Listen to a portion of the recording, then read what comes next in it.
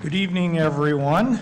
I'd like to call to order the Wednesday, November 10th, 2021 Chaska Planning Commission meeting. Liz, could we do a roll call, please? Yes. Commissioner Brass? Here. Lacey? Here. Seiler? Here. Urbanski? Olson? Here. Riley? Here. And Chairperson Dalkey. Here. Thank you, Liz. Next is to adopt our agenda for tonight. Can I get a motion to do that? I'll make a motion to adopt the agenda. Commissioner Olson? I'll second. Second by Seiler. All those in favor? Aye. Opposed, same sign, motion carries. All right, next is our visitor presentation. This is anybody got something that's not on the agenda for tonight? If you do, now is your chance. Hearing none, we will continue on. Next, we would like to approve our last meeting's minutes, the October 13th, 2021 Planning Commission meeting minutes. I'll make a motion. I'll second. By Commissioner Lacey, second by Brass. All those in favor? Aye. Opposed, same sign, motion carries. Next is, we have no consent items tonight, so we will be able to get right into the action items.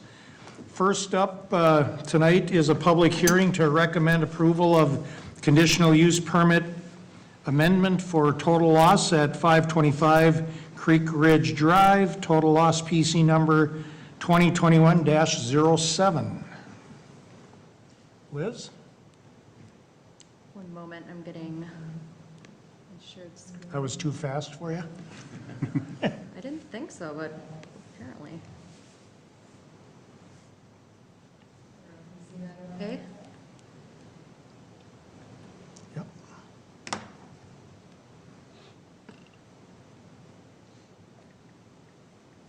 All right, can everyone hear me too? Okay. Thank you, members of the Planning Commission. We have a conditional use permit amendment in front of us this evening. This is for the total loss site located at 525 Creekridge Drive here in Chaska. So the site is highlighted here on the screen in blue. What's also not highlighted is kind of the center tenant space as well, which both of those would be under the total loss name. So this is a site that's kind of located a little bit hidden. It's on the Creekridge Drive extension off of County Road 44, also known as Big Woods Boulevard. It's near the intersection of Chaska Boulevard and Big Woods Boulevard, and is kind of perched up on a hill there. And then you have the brew house, Shram, just to the south there, some residential to the north, and as well on the west. So in terms of zoning, this site is currently zoned I-2, so it's one of few within the city of Chaska that have this zoning district. It's restricted industrial, so it's it has a different set of standards out there in terms of what's allowed in terms of industrial type uses as well as exterior storage. The caveat to this site is that it's guided in conflict with its current zoning out there, so it is guided to be high density residential per our 2040 comp plan. So it was back in 1984 of October that they originally got their special use out there for the total loss business. So they've been running that business for a total of almost 30 years under the same CUP or special use permit that's been adopted since 1984.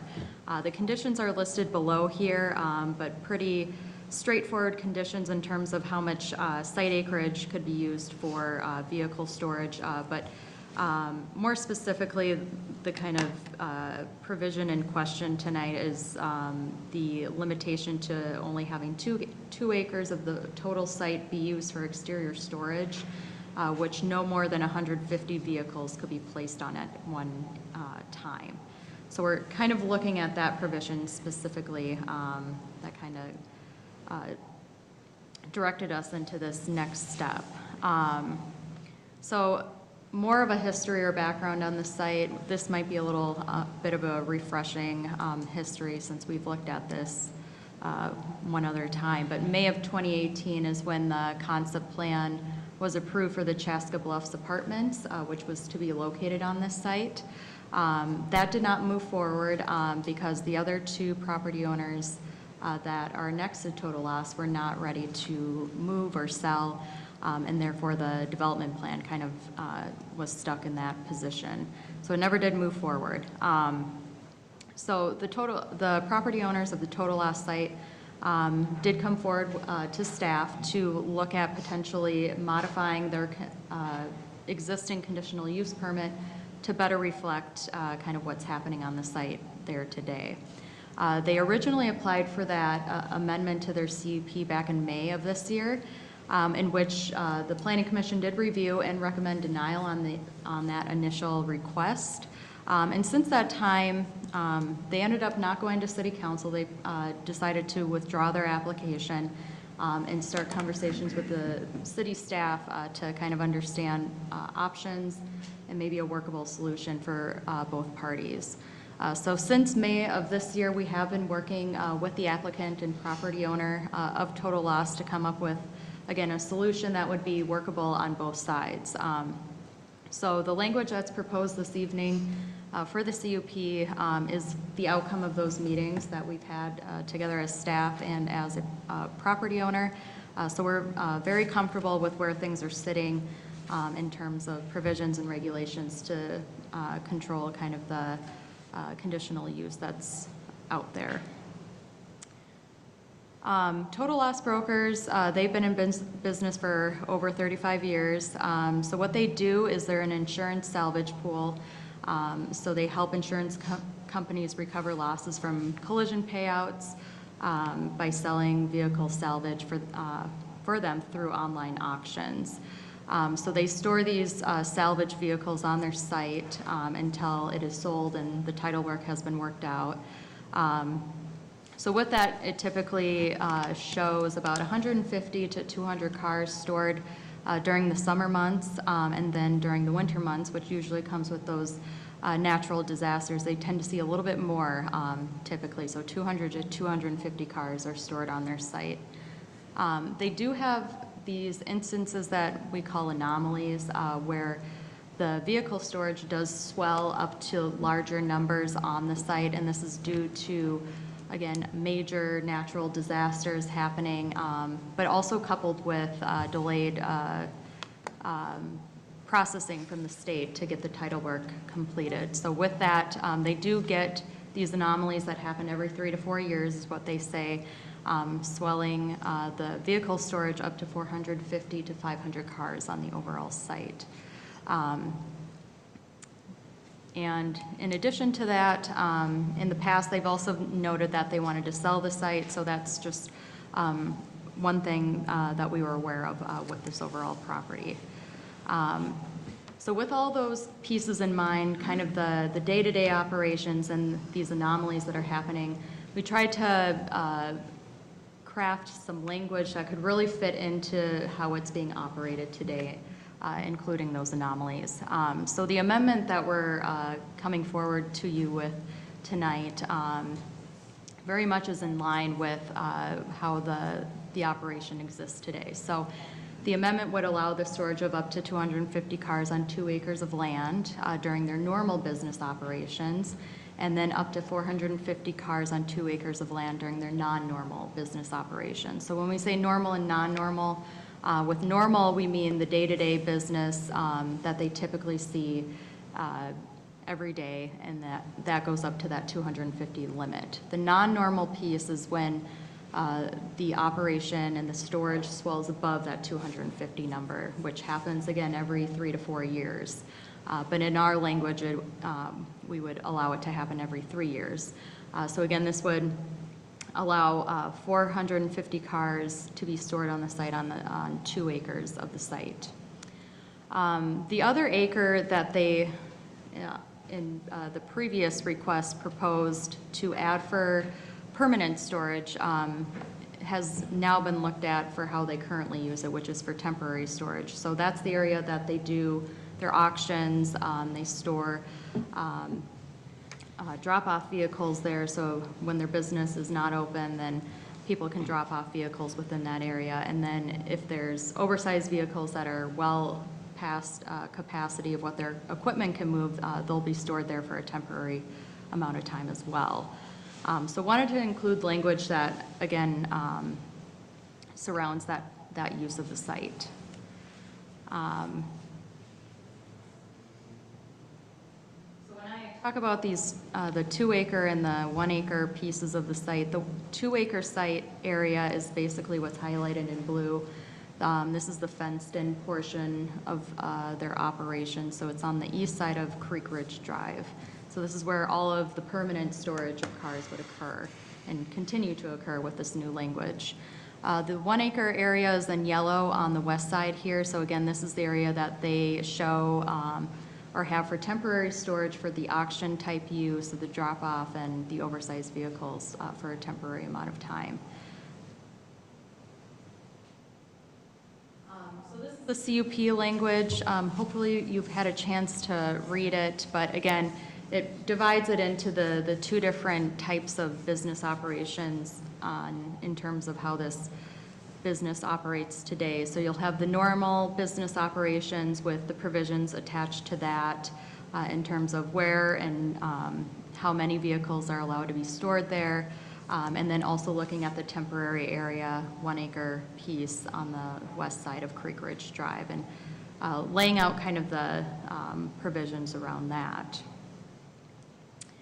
The other portion is the non-normal business operations.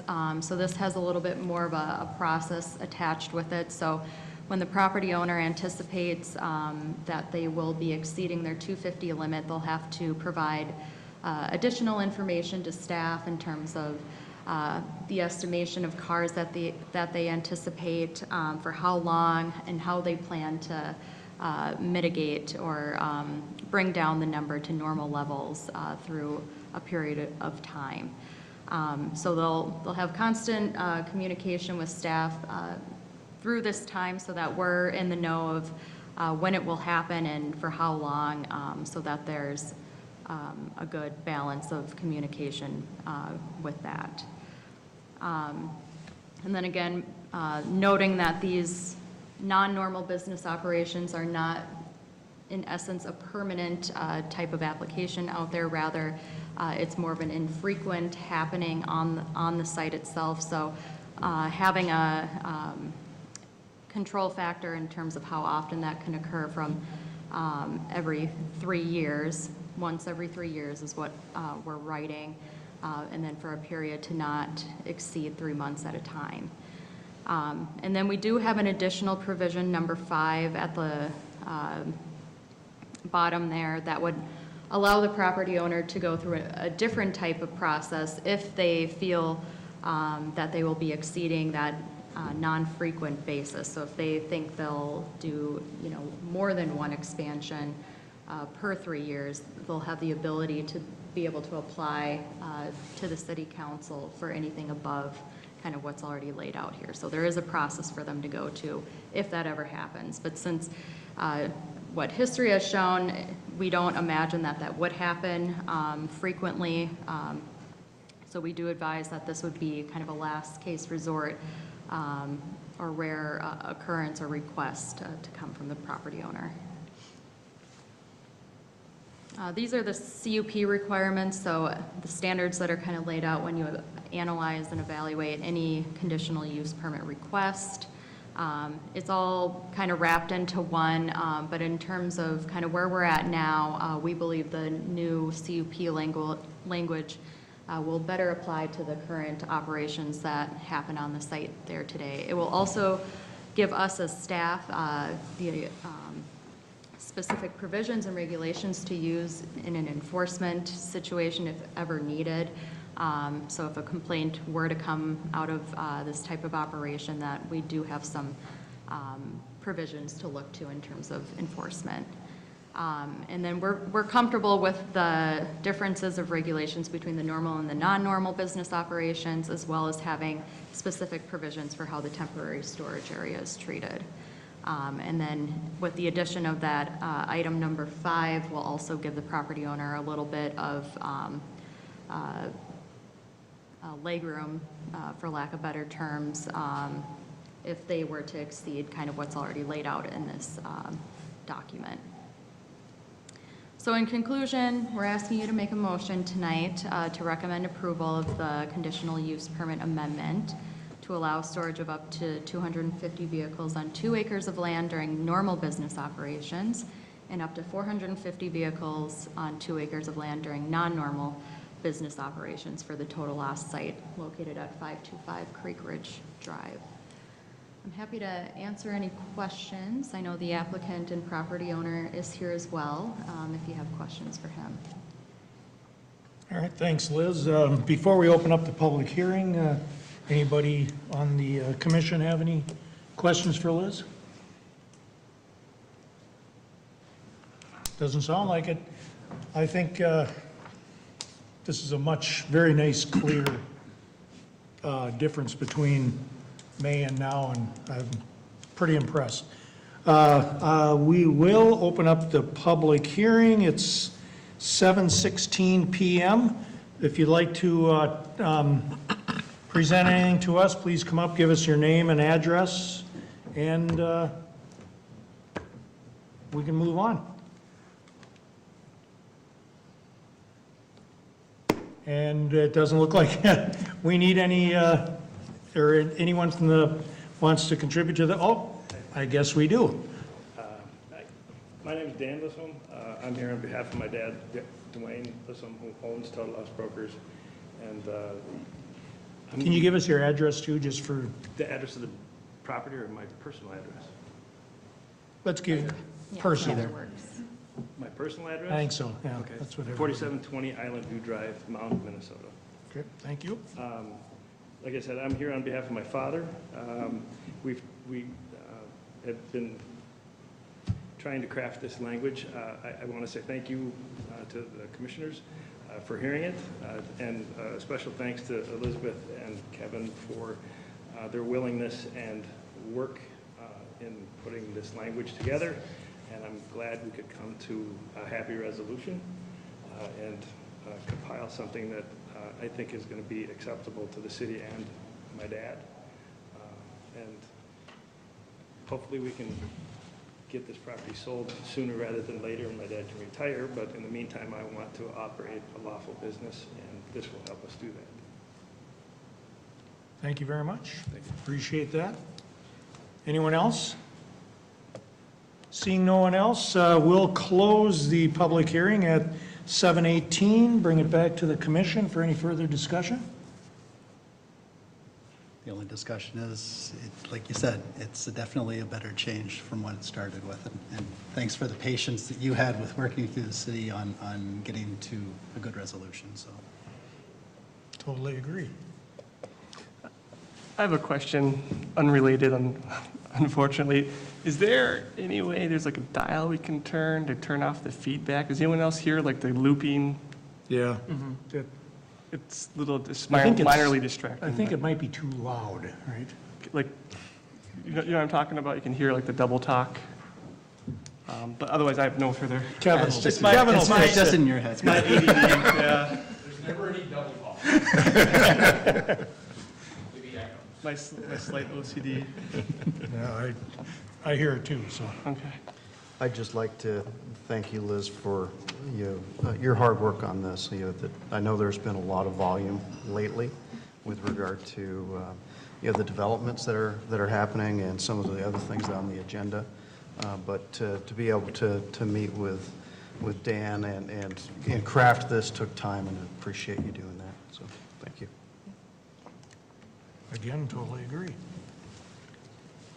All right, if we don't have anything else, I think we should move on to the recommendation. Well, I'll make a motion to recommend approval of the conditional use permit CUP amendment to allow storage of 250 vehicles on 2 acres of land during normal business operations and up to 450 vehicles during non-normal business operations on 2 acres of land for total loss site, 525 Creekridge Drive, subject to the conditions of approval. The 5 conditions of approval, is that fine? total of 9. Total of 9. Yes. 9 conditions of approval. Oh, right. Yeah, there's 3. Okay, gotcha. I'll second the motion. Thank you. Commissioner Brass and Commissioner Olson, any further discussion? Hearing none, do we need to do a roll, Liz? No, we don't. Okay, good. All right, all those in favor? Aye. Opposed, same sign, motion carries. Thank you, everyone, for that.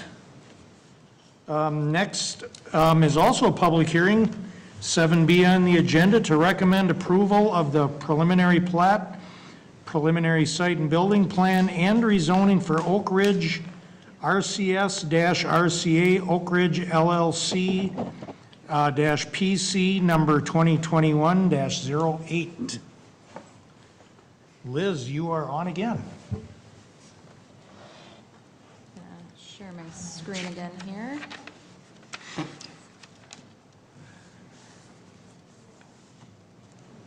All right. Thank you, members of the Planning Commission. We have a preliminary site and building plan, preliminary plat, and rezoning request this evening for Oak Ridge. The Oak Ridge site is highlighted in orange here on the aerial exhibit. It's a 67-acre site that currently has an existing conference center / hotel building on it that's kind of situated more to the northwest portion of the property. We're looking at the additional vacant area around the property to be developed this evening. The existing building dates back to December of 1987 when the concept plan, pre-plat, and final plat were approved for the IDS Learning Center for 170,000 square feet. The building was then converted to the Oak Ridge Conference Center and Hotel. But then as of September of last year, they did close the doors to that building, so it has been sitting vacant for well over a year now. So they're looking at the options of redeveloping the site and getting some new users into the area. Back in March of 2020, that's when you saw the first concept plan and then also approved the concept plan for the remaining area around the conference center building. So that entailed the conference center and hotel building remaining. There was a portion highlighted for big box retail type use, multifamily use shown on the northwest side, and then a senior living campus on the south side. I've included that original March concept plan visual here for reference, but then it was August this year that we came back and amended that concept plan to modify the multifamily area and the senior campus area to be ponding on the northwest side and then multifamily on the south side, so just regular multifamily as opposed to senior.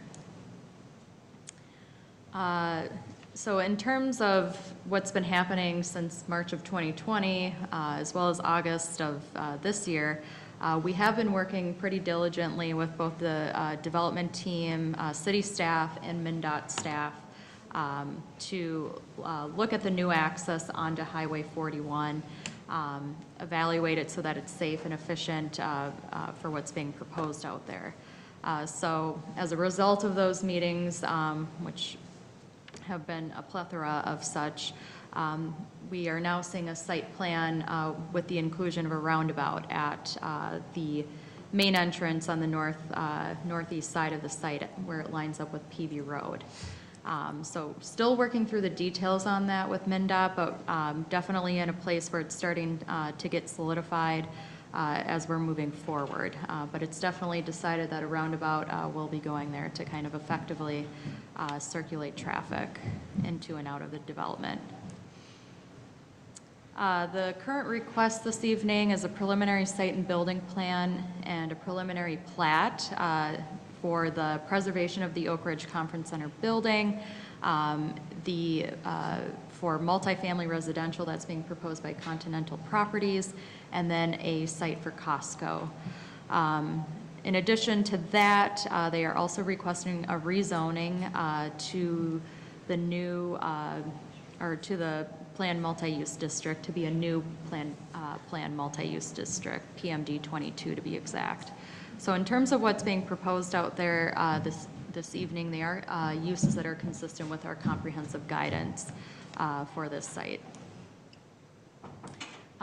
In terms of existing conditions, again, the site is overall 67 acres in size.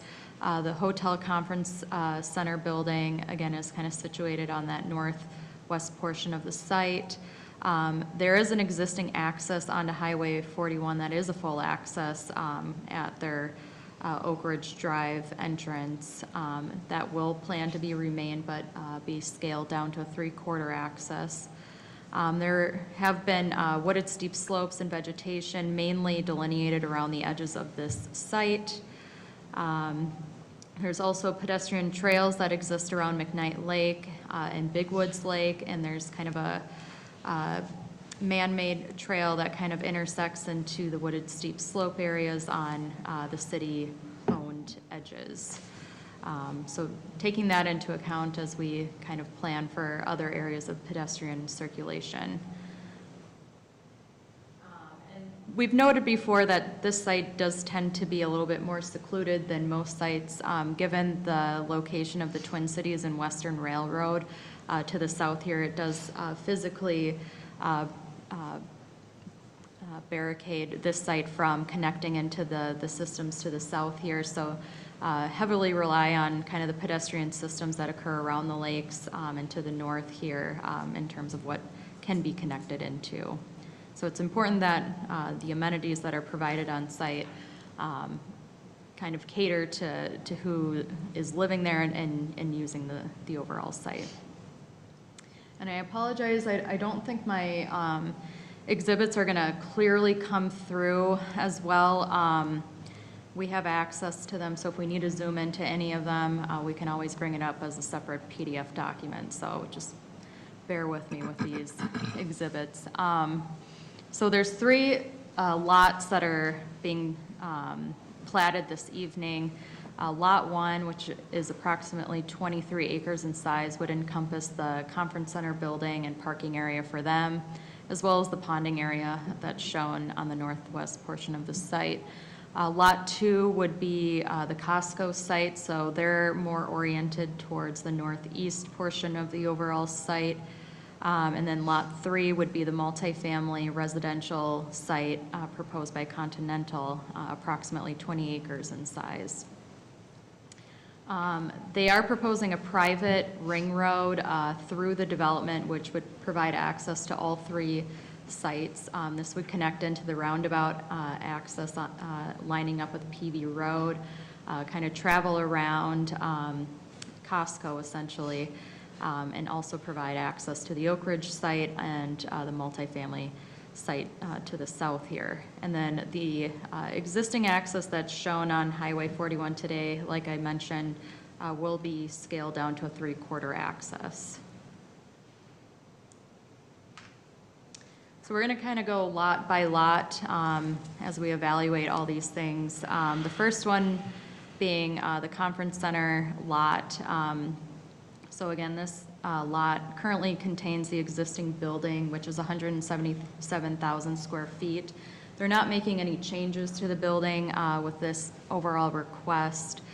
The only major change that's happening out there is the orientation, in addition of parking stalls being proposed. So they're kind of realigning that to fit more so around the building and keeping kind of that roundabout area in front of the building.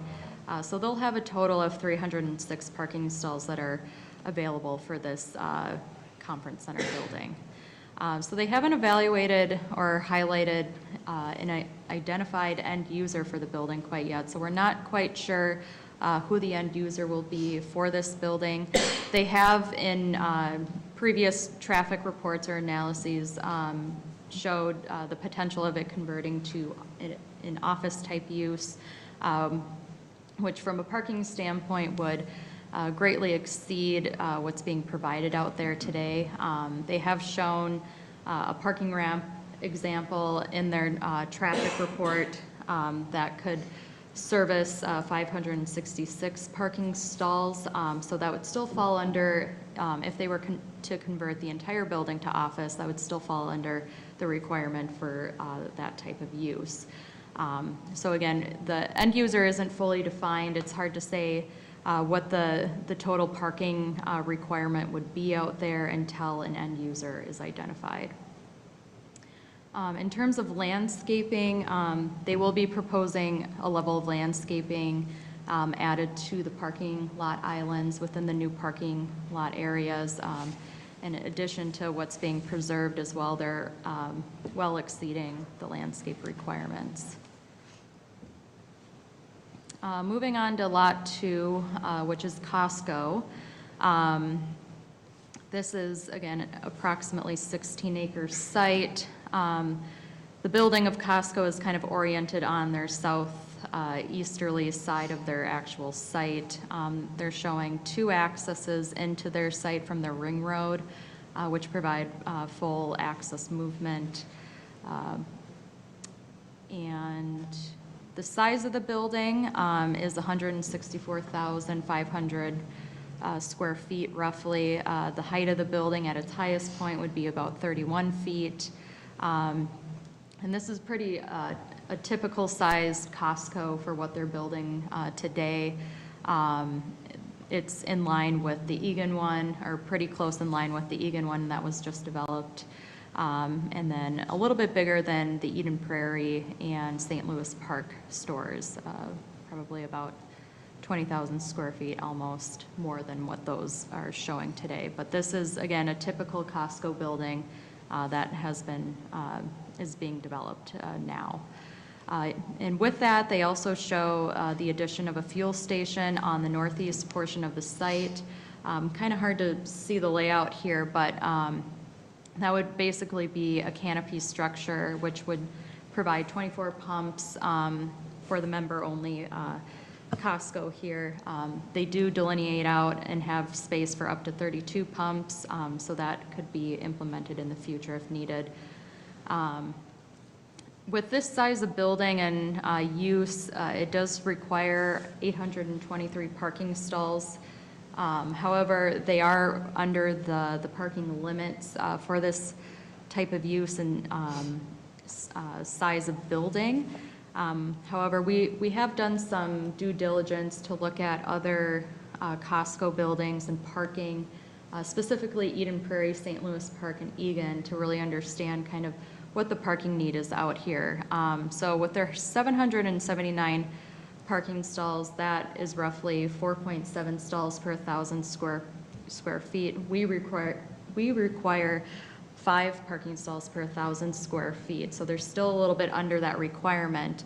However, when we have done our field analysis at those 3 other buildings, they were averaging out at about 3.4 stalls per 1,000 square feet that actually get used. So we feel very comfortable, and they do too, with the level of parking that they're providing for this site. So we don't anticipate an issue with it, just with the due diligence that we got from both Costco and what we've been able to observe in the field. We've noted the need for an outdoor gathering space for either the employees or other people using the building to enjoy somewhere to eat, which they've delineated on the north portion of the site here. There's a better detailed drawing of this with the landscape plan to show how it's landscaped and incorporates some picnic tables and benches for people to sit and enjoy a hot dog or ice cream, whatever they want. Their loading dock is on the northeast portion of the building. So this is mainly oriented towards the highway side. They've provided a level of screening, both in the form of a screen wall, but also berming and landscaping on this edge of the site. So with that all in place, it does very well screen the loading dock area from the highway portion. So with what's being proposed, we're comfortable with the screening that's taking place. And then another big item of note for this site in particular is they do have to incorporate a level of retaining walls, mainly on the northeast corner of the site and portions of the north and some of the west sides of the site, so that it can fit in effectively with where the ring road and roundabout are shown.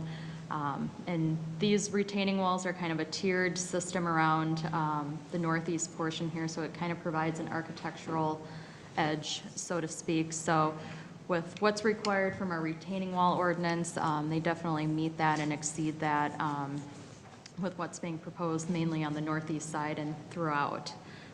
In addition to that, they will be doing a level of intense landscaping around the perimeter too, which would help soften the edges of these retaining walls. I wanted to include, again, the section drawing they've incorporated for both the screen or the loading dock area, as well as some mechanical equipment they have outside. So showing the berming as well as the landscaping that they're proposing along that edge. And again, it's for the entire edge of the site. We believe they'll be able to screen those pieces effectively.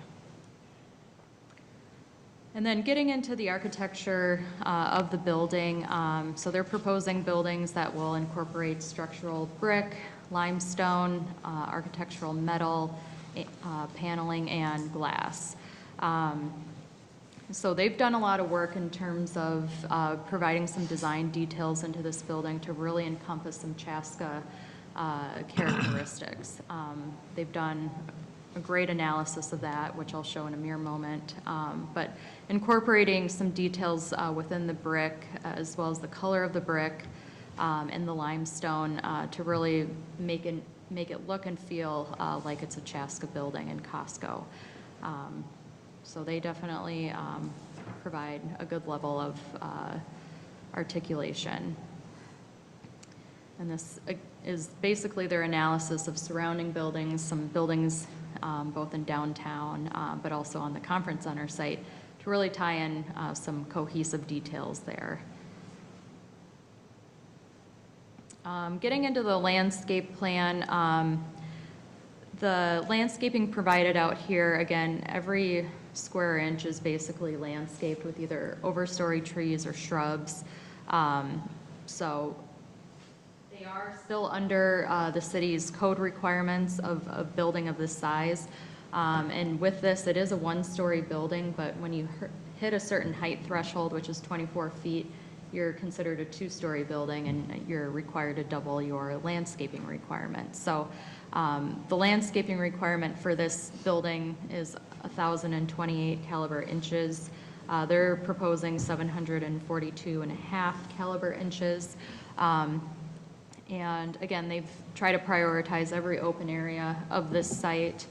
They've also tried to enhance or enlarge some of the trees that they're provided on site, mainly with the evergreens. So they're providing 12-foot evergreens as opposed to 6-foot evergreens, so that gets them a little bit closer to that caliber inch requirement. And then with their shrubs, they're actually exceeding our ordinance requirement about 3 times what we normally require.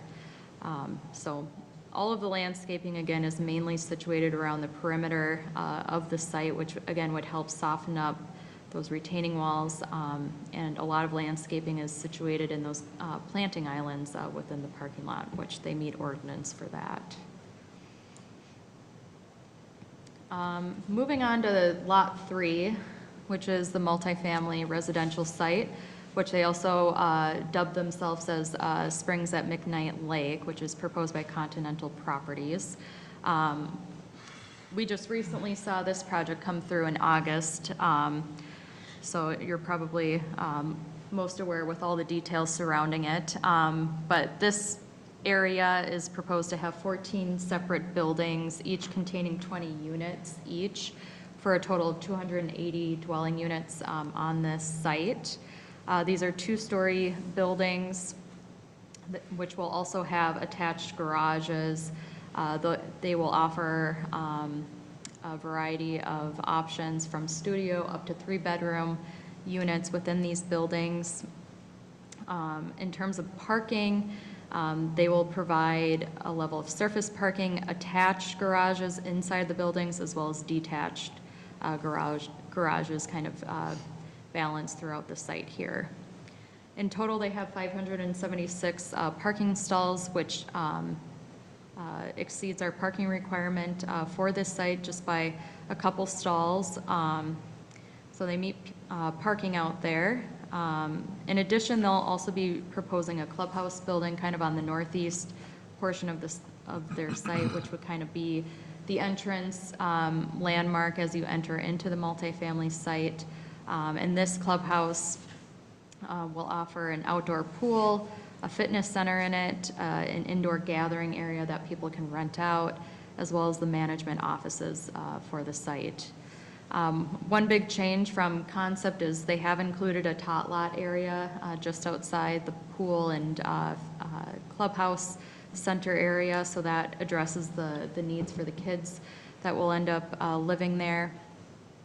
They're also maintaining their car care area, pet playgrounds. They've got 2 of those delineated on the site, a grilling and pergola area on kind of the northwest portion, as well as connections into some trails and natural trails within the area. They're showing 2 vehicular entrances into the overall site. Again, there's really only one area that they can come from. They can't get access onto Highway 41, so they're showing 2 separate entrances onto that private ring road. The main one will be the one closest to kind of the 3/4 axis there, and then the one to the west of that is primarily for emergency vehicles. So this wouldn't be a through access by any means, only when necessary. Another big piece that's changed from concept is they have completely eliminated their perimeter fencing and security gates at the entrance, which was encouraged or required to be removed from the concept plan, as it creates a sense of seclusion or exclusion from the overall community. So they have opted and changed their site plan to conform with that. And then another piece is there is a pedestrian trail piece that kind of loops in towards the site that they'll be able to provide access to. So they are showing a paved access point into that overall pedestrian system around the lakes, which will be a great amenity for the residents there.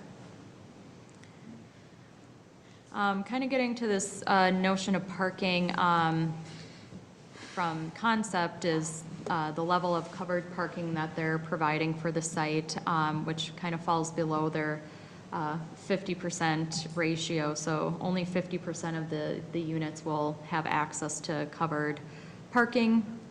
And this is based on what they've seen in their other communities, that not everyone wants covered parking. They want the option to choose what type of parking they want. So they've only seen a need to only provide 50% covered garage to unit ratio in the overall site, which they're proposing. One thing they did modify, though, from previous is that they've identified 3 different areas on the site that could be converted to detached cover parking areas, which would then kind of get them up to approximately 57% of the area or dwelling units would have covered parking then. Another item during their concept plan amendment review was this notion of meeting our housing policy for townhouse units. Again, we read this product to be more of a townhouse type style, given that there's entrances or private entrances outward. They don't have that central spine piece that would kind of classify them as apartment units, and just by looking at them, they look and feel much like townhome styles.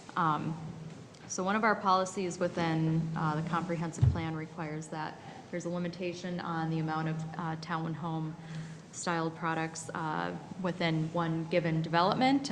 So we gave feedback to the applicant to provide more variety in their designs between the units to help break up the townhome units to read as separate type styles. So they've come back with 4 different styles within their buildings. The exterior is pretty much what's changing on these things, or on the buildings themselves. So they've classified them as their contemporary style, craftsman style, ranch style, and prairie style. And they have them organized as you see colorized on this exhibit. And the 4 different styles are offered here. Again, all of these would provide different color schemes to further differentiate them. But they've done a lot of work in terms of providing changes in the roof lines, with dormers, with the application of the materials on the building, with both the brick and the siding. Kind of the corner pieces are really what kind of stand out. So they've emphasized a lot of differences within these corner pieces for all of the units. So showing gabled roofs versus hipped roof styles, dormers, board and batten paneling versus lap paneling. Brick application is different throughout. Roof lines jut up and down, again, to provide a level of variety, again, through all these units. And then this is the design of the clubhouse building, so it'll kind of fit in with the contemporary design style proposed out there, but it will provide brick in that LP smart side or hardy board exterior to kind of fit in with the rest of the units. In terms of their landscape plan, they also fall with under our caliber inch requirement for the overall site. So they're at 531 caliber inches, where development of this size would require 1,050 caliber inches. So we've evaluated some opportunity areas. You know, they have more open area that they could explore in terms of adding more caliber inches. This could occur in between the buildings, along the ponding area, which starts to get closer and closer to the public trail that's around McKnight Lake. So trying to evaluate those areas if there's openings to provide more overstory trees to kind of fill in where it might be otherwise open. So something to work on as they prepare for final. Also wanted to include a section drawing from the highway, providing a level of landscaping on this edge of the development to ensure that there's a soft edge to the highway and the buildings there, and the clubhouse, so that there's not that raw exposure to kind of the noise of the highway. In addition, they've worked on, the mechanical equipment and how they're screening that. Again, using more of an evergreen approach on what's being proposed there. And again, what we saw on the other sites was vegetation that was just installed, so there really wasn't time added to it for us to understand kind of how it would effectively be screened moving forward. But they've shown how it could be and will be with the landscaping they're proposing. And then kind of transitioning into overall site items of the overall development area. Wanted to note, we've evaluated wooded steep slopes mainly on the northwest and south edges of the site. So there are a couple impacts that are proposed with this development plan. Ones that in essence couldn't be avoided with what was necessary for the ring road connecting into the proposed access at the roundabout. There's just geometric alignment that just can't be skewed to try to save some of the impacts to the wooded steep slope. So really the impacts are only show where the ring road are connecting into the roundabout area. And again, the geometry there was unavoidable in terms of what needs to be shown. Signage will be provided for the overall development area, and they propose a development sign at both entrances off of Highway 41. So you'll see a development sign kind of integrated into the retaining wall at the northeast corner, and then a ground sign proposed at the 3/4 access.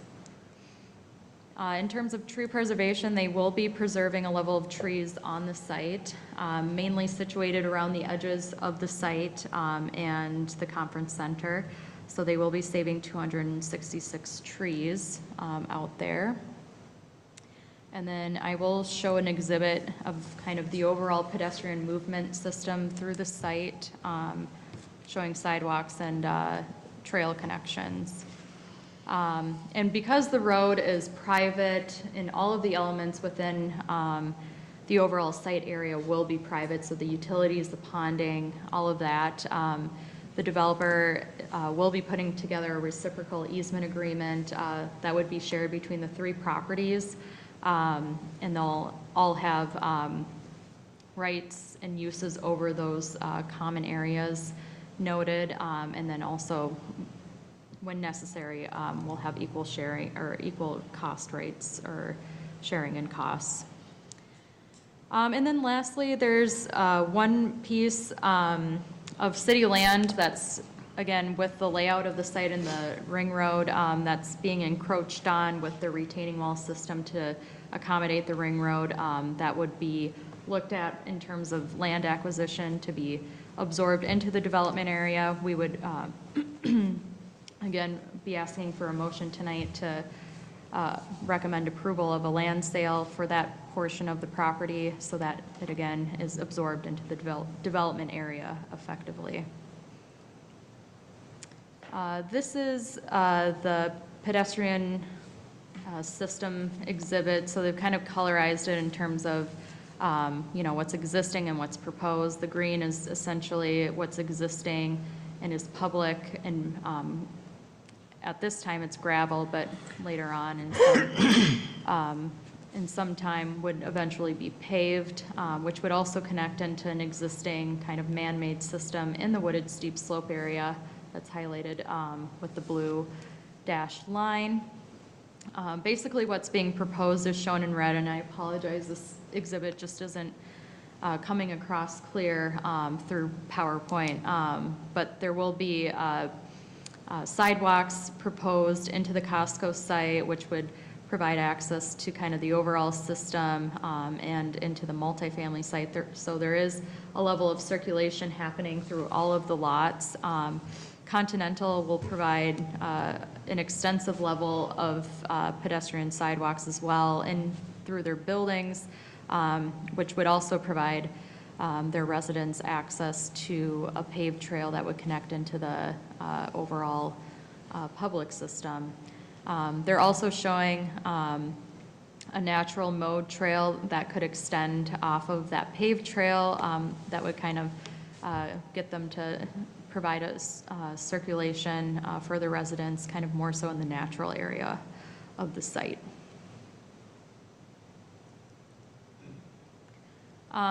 So just to reiterate, the preliminary plat this evening would be for the creation of 3 lots on this site. So lot 1 would be for the conference center, lot 2 would be for Costco, lot 3 would be for the multifamily residential. And then all of the lots would get rezoned to a planned multi-use district, PMD 22 to be exact. So we are asking you to make 3 separate motions tonight. One would be for recommending approval of the preliminary site and building plan and preliminary plat for Oak Ridge. And then one to recommend approval of the sale of excess city property at the northwest side of the proposed roundabout on Highway 41. And then a third motion to recommend approval of the rezoning of the 67-acre site from PMD 4 to PMD 22. That concludes my presentation. Thanks for hanging in there. Thank you for hanging in there. Yeah. I'm happy to answer any questions. Otherwise, we have a huge group here on behalf of the development site from both Continental, Costco, and the overall development site. So if you have specific questions, they'd be happy to answer for you. All right, thank you very much, Liz. Before we open the public hearing, any commission questions for staff? So I'll start a little bit on the roads. Good to see the roundabout going in and improvements on 41. But is this a two-stage or two-phase approach to improving 41, where if you go down and start at Pioneer Trail, you have a 4-lane road as you're driving north, and then it turns into a 2-lane road after the Home Depot turnoff. You keep going north across the bridge it was in one of the pictures, it's a 2-lane road. And then it becomes a 4-lane road next to the roundabout, through the roundabout. Now, some of it's turn lanes, but the 4 lanes continue on, and then it goes back to a 2-lane road. So it seems like it's going back and forth quite a bit, like maybe there's more to come on 41. And I know Matt Clark's logged on here. Yeah, I can maybe touch in a little bit. Right now, the state looks at their overall system. They do not have anything programmed for, I would say, the section of, north of Pioneer where we kind of left off back in 2020. But, going forward, it is part of the state's plan to evaluate this section. It's been on their radar, between Pioneer Trail all the way up to Highway 5. It really, those things are typically driven by, future traffic growth, traffic demand. This section of 41, has I would say, a marginal rate of increase that the state has kind of projected. They're putting more emphasis kind of on that regional route system, Highway 5, kind of Highway 7. You can kind of see what's been happening up there. But I would say, right now, is it in their plan? The answer is no. But again, as these developments occurred, and as the communities grow, Chaska, Victoria, it's going to drive the need for the state to look at this section. Maybe to add on to Matt Clark's comments and maybe a little bit more direct, I think when the state has the opportunity, whether the city, the county, or developer are paying for something, they get 4 lanes, whether it's currently required or not. Yeah, it's a good point too. It's always driven by funding. All Liz, right, thanks, Matt. Go ahead, Carl. my question is, Costco sells a lot of products, so once a delivery truck gets on that roundabout, and everyone's accessing the property through the same portal, are delivery trucks restricted to a route, or are residential cars and retail cars and office building cars all traversing the same ground?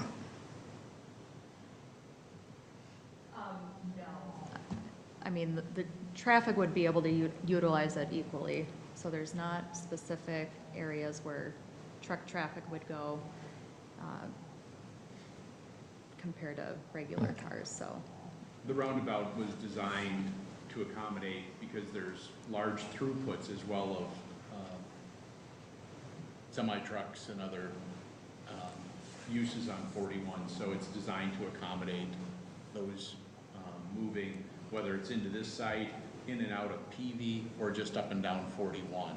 And so that's part of the design piece that MnDOT looks at very carefully, is the geometry of the roundabout itself, to make sure that any vehicle can get through that roundabout appropriately.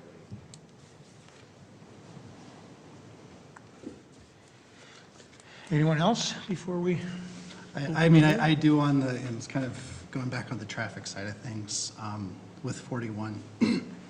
Obviously, we got the additional letter that was added late from the neighbors to the north. I drive that probably 10 times a week. The additional traffic and the flow to that industrial building that's just north of Costco is of concern. And that's the part where the county, state stopped at the development versus what is going to happen for the neighbors to the north and the access to their property and their businesses as well too, with the impact from the additional traffic that's obviously going to come from the development that isn't there yet, but once the development goes in, you're going to have this enormous amount of traffic both going north and south. And the center line for 41 has moved now closer to those buildings, I think, from the drawing. So I think, are the setbacks still okay for where the existing buildings are versus where the new center line's gonna be? The center line of the road is the center line, and so wherever the pavement is, but the center line doesn't change. Oh, okay. So Kevin, sometimes you gotta smack me right in the face. So did I read between the lines, am I hearing you say that there's a cost participation negotiation with the developer and MnDOT that may be beyond the roundabout, that may include expansion on 41? No, Okay. just this piece here. MnDOT, I believe, wants to see what's referred to as a 2x1 roundabout, 2 legs going north and south to make sure that that can handle not only today's traffic, but the future traffic as well. And Kevin, that would be basically the same roundabout that's at Lyman? Yes. Okay. Okay, so we're talking about 2 roundabouts and in between the roundabouts, as far as what's being evaluated by MnDOT What's for. being evaluated, absolutely, and then down south as well. They're looking at the entire corridor. When we've spent a long time working with them, as Liz mentioned, on this corridor, and they're well aware of this corridor in particular because of just, I mean, we've got multiple projects happening. You know, we've got downtown 41 happening next year. We've got Angler and 41 happening the year after. We've got this happening. You've got the work up at 5 and 41 happening as well. So they're very sensitive, and they have evaluated this corridor extensively on what is needed immediately and long-term. And so they're very comfortable, I believe, with this design. It, quite frankly, comes from them, you know, in terms of what's looked at out here and what's needed for the roadway system. And so they've analyzed this. They feel that this is the safest and most efficient way to move traffic on 41. And I think that's a key piece that, you know, that, I mean, that's their charge, is to look at traffic on 41 and make sure that that can move, because that is the regional traffic. This is a river crossing, 41, and so they look at things in a great amount of detail, which is probably why we're still here and not out building a year ago, just because of the level of concern they have about this road, and they want to make sure they get things right. And so it's been scrutinized and re-scrutinized and scrutinized by people who scrutinize. And so it's been a very detailed process, one that we're familiar with because we built the interchange out on 212 and 44. So we've been through this process before. I think it's been a little bit of trial by fire for the developers in thinking that it would be a little bit quicker process to get through the multiple layers and levels at MnDOT, but it requires an enormous amount of effort, to which they've, to their credit, have really stepped up and tried to address all those concerns as they've come up, and trying to come up with solutions that enhance the regional roadway while providing access to their site, which is required for that site to develop further, which is in the city's best interest and theirs as well.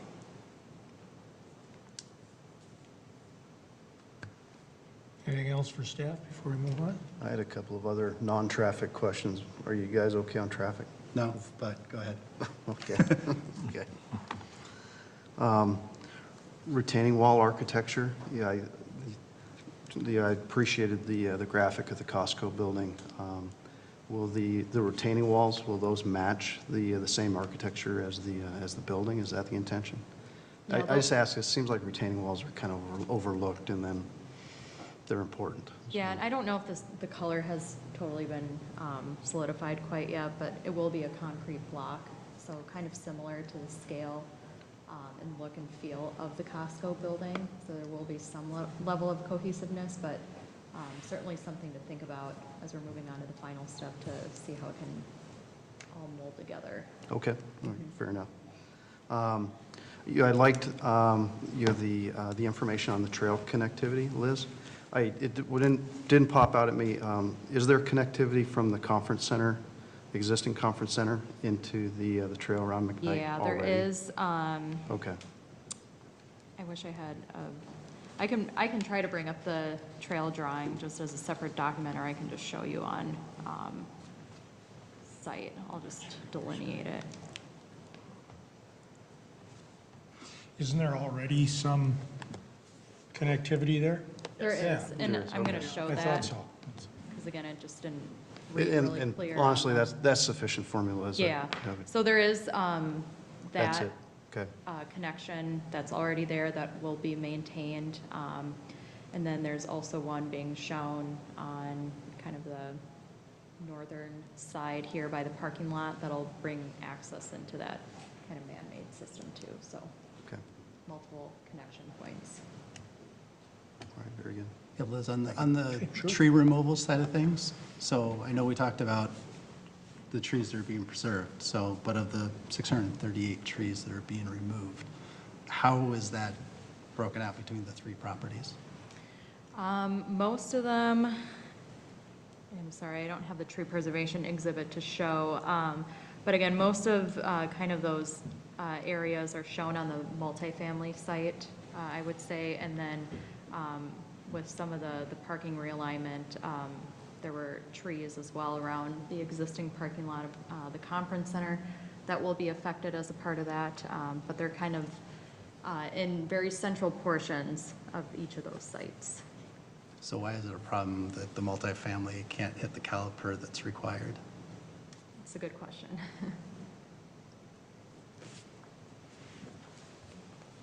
I had a question on the three-quarter Yep. entrance. So is that basically a right-in, right-out? Or is there going to be a cross?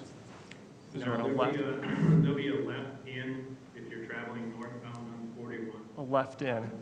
There'll be a left in, and then a restricted right turn coming out of the development. Okay. Because And then this goes back to my concern I had with what they're calling the springs at McKnight Lake now. Their main entrance, that clubhouse entrance, is close to the three-quarter entrance onto the county road. I mean, it's their development, and people, I just feel like the stacking of cars coming and going with the Costco traffic, it might be tight for the community members to get in and out of that development. the three-quarter is really there to provide that relief valve, Yeah. if you will. So the concept is most people are going to use the other main roundabout entrance, you think?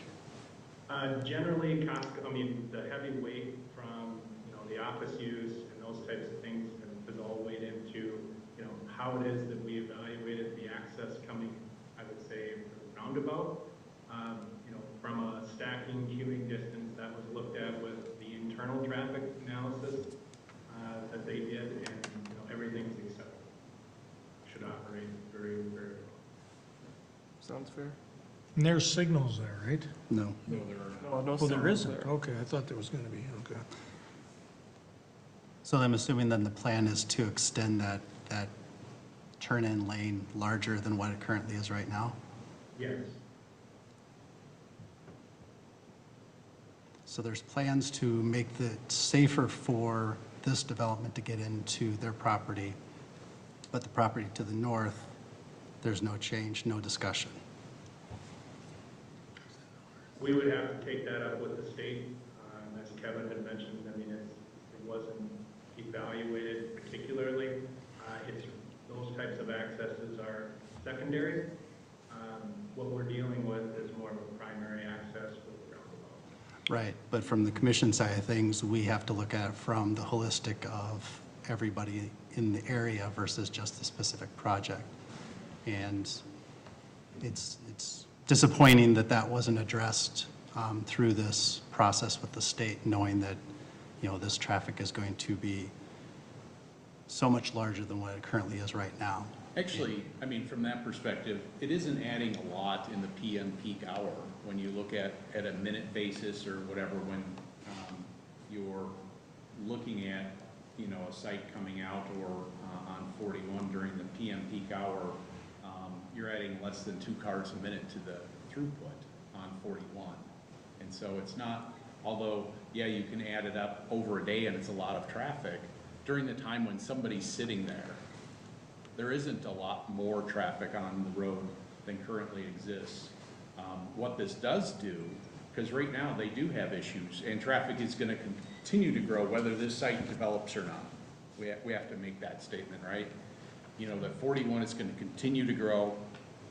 The properties adjacent to this are going to continue to develop, continue to add employees. The regional traffic is going to continue to grow at a background rate because that's just what it does as the region and sub-region continue to grow. And the one issue they have, which they can't solve right now, is the left turn going north, which is problematic. They have a right turn in, a dedicated right turn in. They also have a bypass lane just like the property to the south has. But what they really can't deal with effectively on their property is the left out going northbound. One of the advantages of what this proposal is bringing to them is a safe way to deal with that, which is to be able to go south if the queues get ever too long on 41 and be able to go around the roundabout and go back north, which is one of the nice things about pairs of roundabouts. It really allows you to move in multiple directions and to do so safely rather than sitting someplace where you're trying to get across traffic. Because in a situation where you have a driveway out onto a state highway, it's always going to be difficult, and it's going to get more difficult over time, whether this property develops or it stays exactly the way it is. I think that's a fair point. I hadn't even thought about that until you said it. I mean, if I was sitting there and I couldn't go left, I'd certainly take the extra 15 seconds in my car to just go south, zip around the roundabout and come back. And one of the other points too is the distance between the two roundabouts is going to Talking about right there to slow there. speed down. You know, there's not a lot of space to get your speed up between those two roundabouts. That's a fair point. Oh, yeah, there is.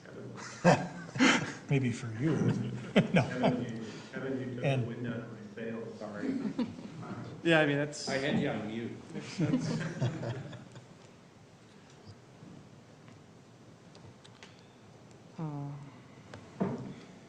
All right, should we have the commission ask questions of the developers before opening the public hearing, or make that part of it? I'm not sure the protocol there. However you would like, if you want them to make a statement to begin with, that would be fine, and then open the public hearing and ask questions. And, you know, I know it looks like there's some people on, whether they want to ask questions or not, or in the audience. Okay, why don't we do like we've done before in public hearings, let's get the developers that want to come up and talk to us, questions that we have, then we'll have the public hearing for questions from the public. So, would someone like to start? And just give us your name and address and who you Sure. represent. Good evening. My name is Willie Boulay. Myself and my partner Mike Hudson here are here on behalf of the master site developer. My address is 404 Washington Avenue, Minneapolis. Just wanted to thank commissioners and staff for being here tonight. As you've seen, we do have a whole horde of folks here ready and willing to answer your questions. So not just me, our lead engineer, Alliant Engineering, is here, who's handled not only all the civil items, but also the MnDOT items. Something they're very experienced in.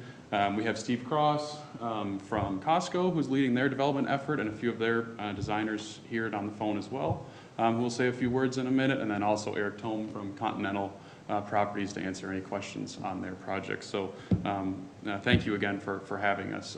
We're excited to be here. We've worked through many months with city staff and a lot of their time, both with us and with others, consulting on the project, and we're happy that it's at a state that we're ready to take it forward here today. I think what excites us about the project, besides bringing additional retail and housing options to the city of Chaska, are those trailways and the connectivity. Like Liz mentioned, the site is pretty secluded right now, and that was the original design. But to bring new life for the conference center throughout a pandemic, which has been very challenging, we're excited about the new uses here, as well as the trail connections. There's 3 of them that integrate it much better into the overall system, and with the roundabout, hopefully take it off of an island and add it to the productive use of 41. So we're really excited about the development and have appreciated staff working with us and guiding us through the process, especially MnDOT, that we, like you said, weren't very familiar with. So that's all that I have to say in front of you guys. Steve wants to say a few words on behalf of Costco. I know they're very excited to be here, so thank you for your consideration. We're open for any questions. Thank you, appreciate it.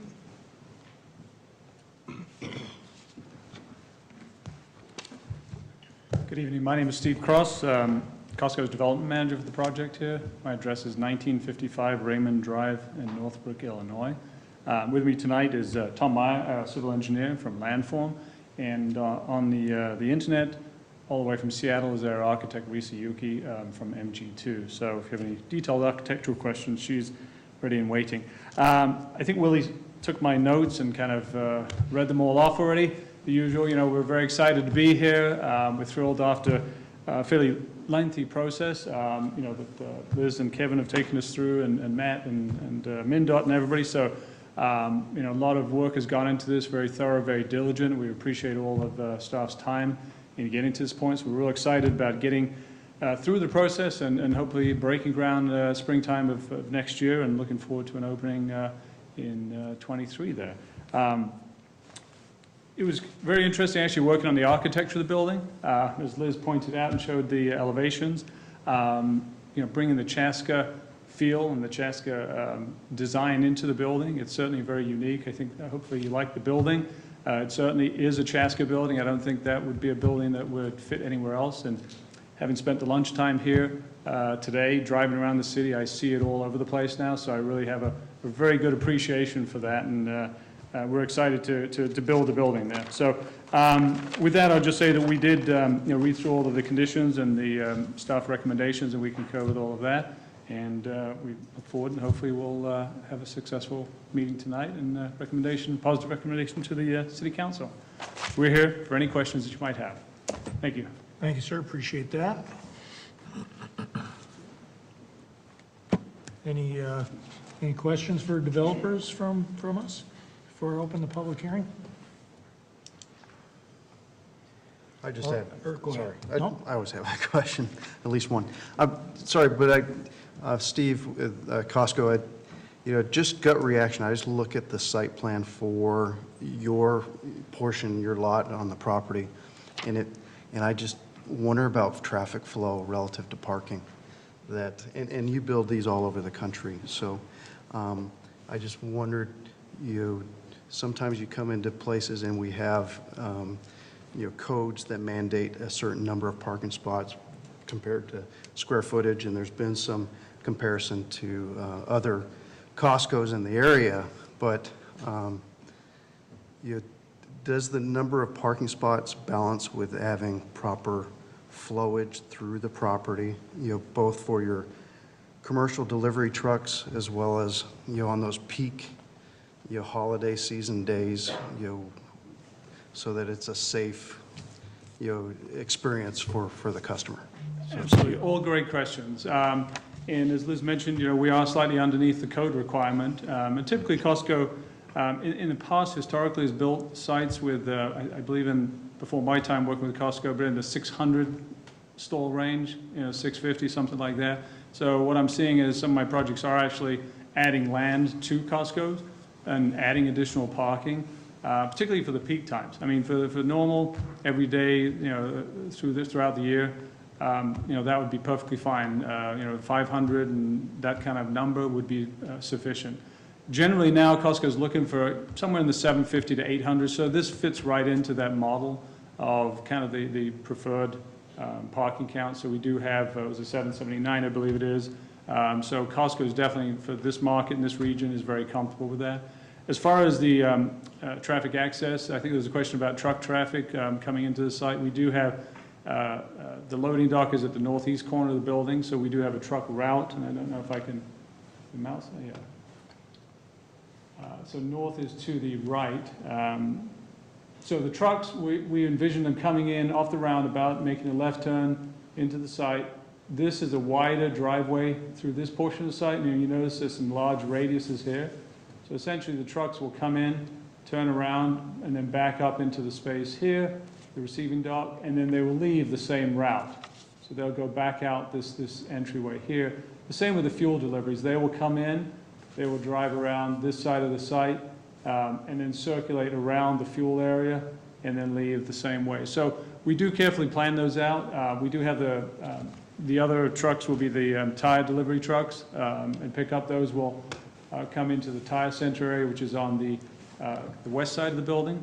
And a lot of those deliveries happen in the morning before the store opens. That was my question. Reduces the conflict, but given with today's delivery times and uncertain deliveries and things like that, I think that it's broadened to be a little bit more throughout the day. But generally, the semis come in the morning. But throughout the day, we'll have bread deliveries, local delivery trucks, UPS trucks, FedEx trucks, things like that. The smaller box trucks will come in. And then just from a traffic standpoint, we believe about 50%, I think it's about 45% will come from the north, and about 55% will come from the south. So obviously, that gives opportunity to use both those entrances. If you're heading south and you don't want to go to the roundabout, and you can come out that driveway that goes out to the hotel area, you can make a left there and come out to the three-quarter access. We designed the site. This is fairly typical how we've got the entrance sort of in the middle of the site. So, we've got parking on the two main sides of the building, so it's very well distributed. That's how we try to do it. And then since it's a membership business, most people coming, they're members obviously, and they know the site. If you're like me, I have a preferred parking area. Right. Whenever I go to my local Costco, I just go straight to that area. I don't bother circulating around. So I think, we're creatures of habit, so I think it's what makes it work better, I think, than like a Walmart or a Target or anything else where, it's a lot of different people coming there and trying to figure their way out through the site. Okay. One thing I'll amplify on Steve's comments, because Liz and I spent a month visiting Costco's at Spending money? weird times, spending money, I'm a member, and seeing things. One of the things I like about this site plan is that the large parking field is at the front door, where when you go to Eden Prairie or someplace, you've got a thin row of parking along the front door, which even though there are lots of times of parking, it concentrates people all into one spot, which is a narrower piece of the site. And if you were willing to drive behind the gas pumps on the east side of the Eden Prairie store, you would find lots of parking. Where this site really has the big field right by the front door, and I think that's going to serve the residents of Chaska well. Yeah, Steve, I have a question too. On the gas pump side of your business, do you have, or across the country, or put in charging stations for electric vehicles? We have done, I mean, it is something that is being required by certain communities, so we have started to. It's not something I would say that we're doing commonly, though. Okay. All right, thank you. Are we ready for the public hearing? I believe so. All right, since this is a public hearing, we're going to open that at 8:24 PM. Anyone in the crowd or anybody on Zoom, please give us your name and address and state your, make your comments. Thank you. Do we have anyone on the phone or on Zoom? Or, yeah, We have Zoom. one. We do have one? Yes. Yeah, hi, this is Ted Stauber, 1710 Bluegrass Trail, right off of 11 in Victoria.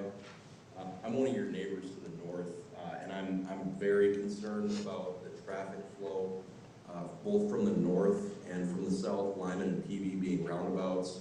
Since Lyman became a roundabout, we've had very few breaks in traffic so that we can take a right or a left out of our parking lot. And one of the concerning things that I heard tonight is that MnDOT's been studying this project for 2 years and been planning for 2 years. We have not been contacted by the state, the city, the county, anybody as to how this is going to impact us. And I think it will be a negative impact to the traffic flow. So we have a dance academy, a construction supply company, and an HVAC company, and we have semi-tractors and inexperienced drivers coming in and out frequently. So, I mean, it's really not ideal to have this plan where there's going to be very few gaps in traffic without some sort of consideration of the neighbors. So, you know, I guess I'm kind of I welcome our new neighbors. I love Costco. I love multi-family residential construction. I'm excited about all that, but I think some other considerations need to be taken care of prior to enacting all of this.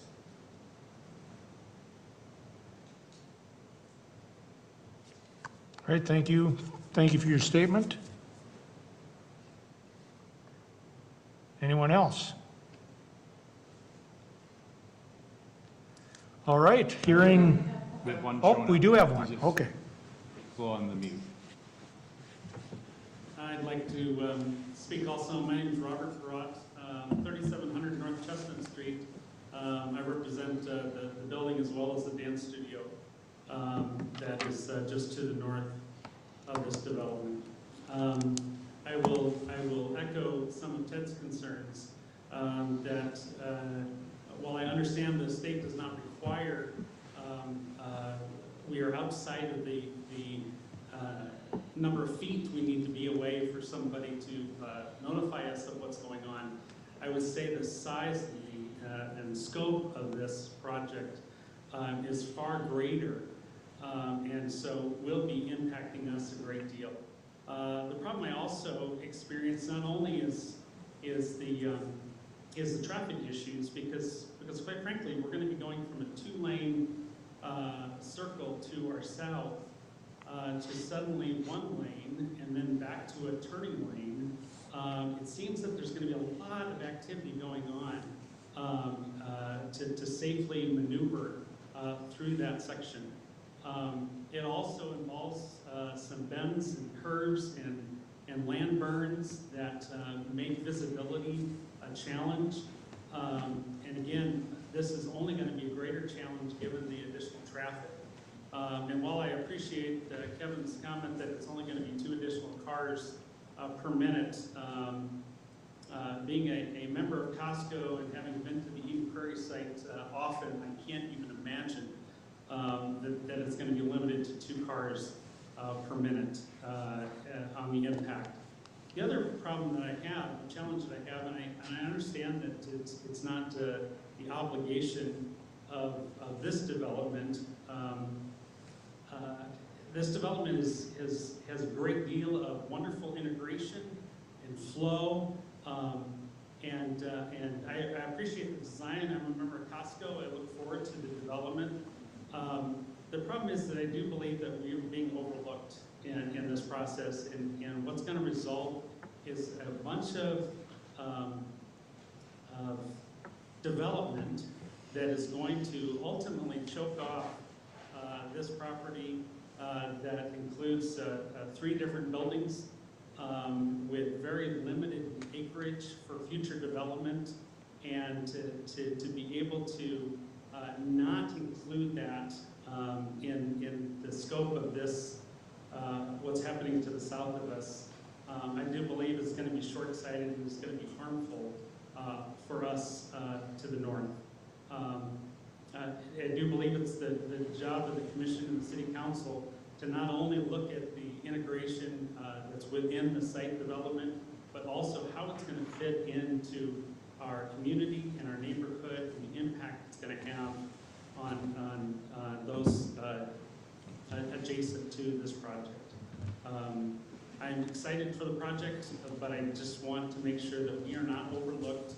And particularly, I do have safety concerns over the number of young drivers, not only from the River Valley Dance Academy, but also from Treehouse that will potentially need to maneuver this and would like some consideration on how maybe there's another or better solution to this challenge.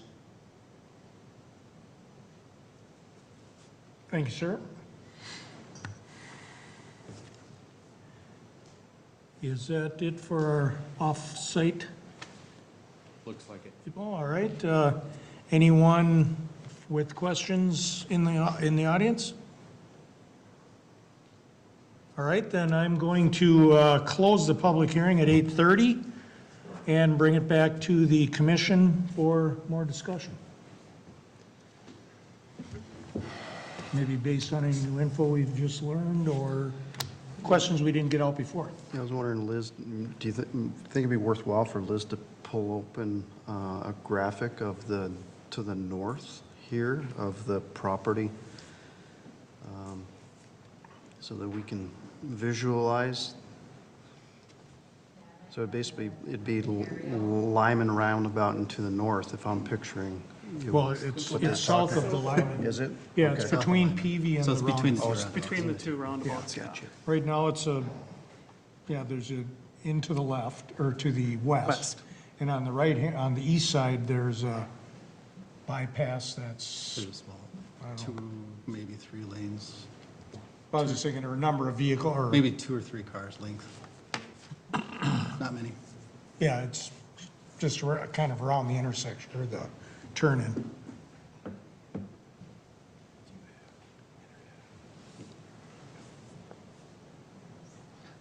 And while you're doing that, Just above where they and while you're doing that, Liz, just to kind of re-clarify, I think most of us probably understand, or just to make sure, I mean, MnDOT ultimately makes a decision on this, right?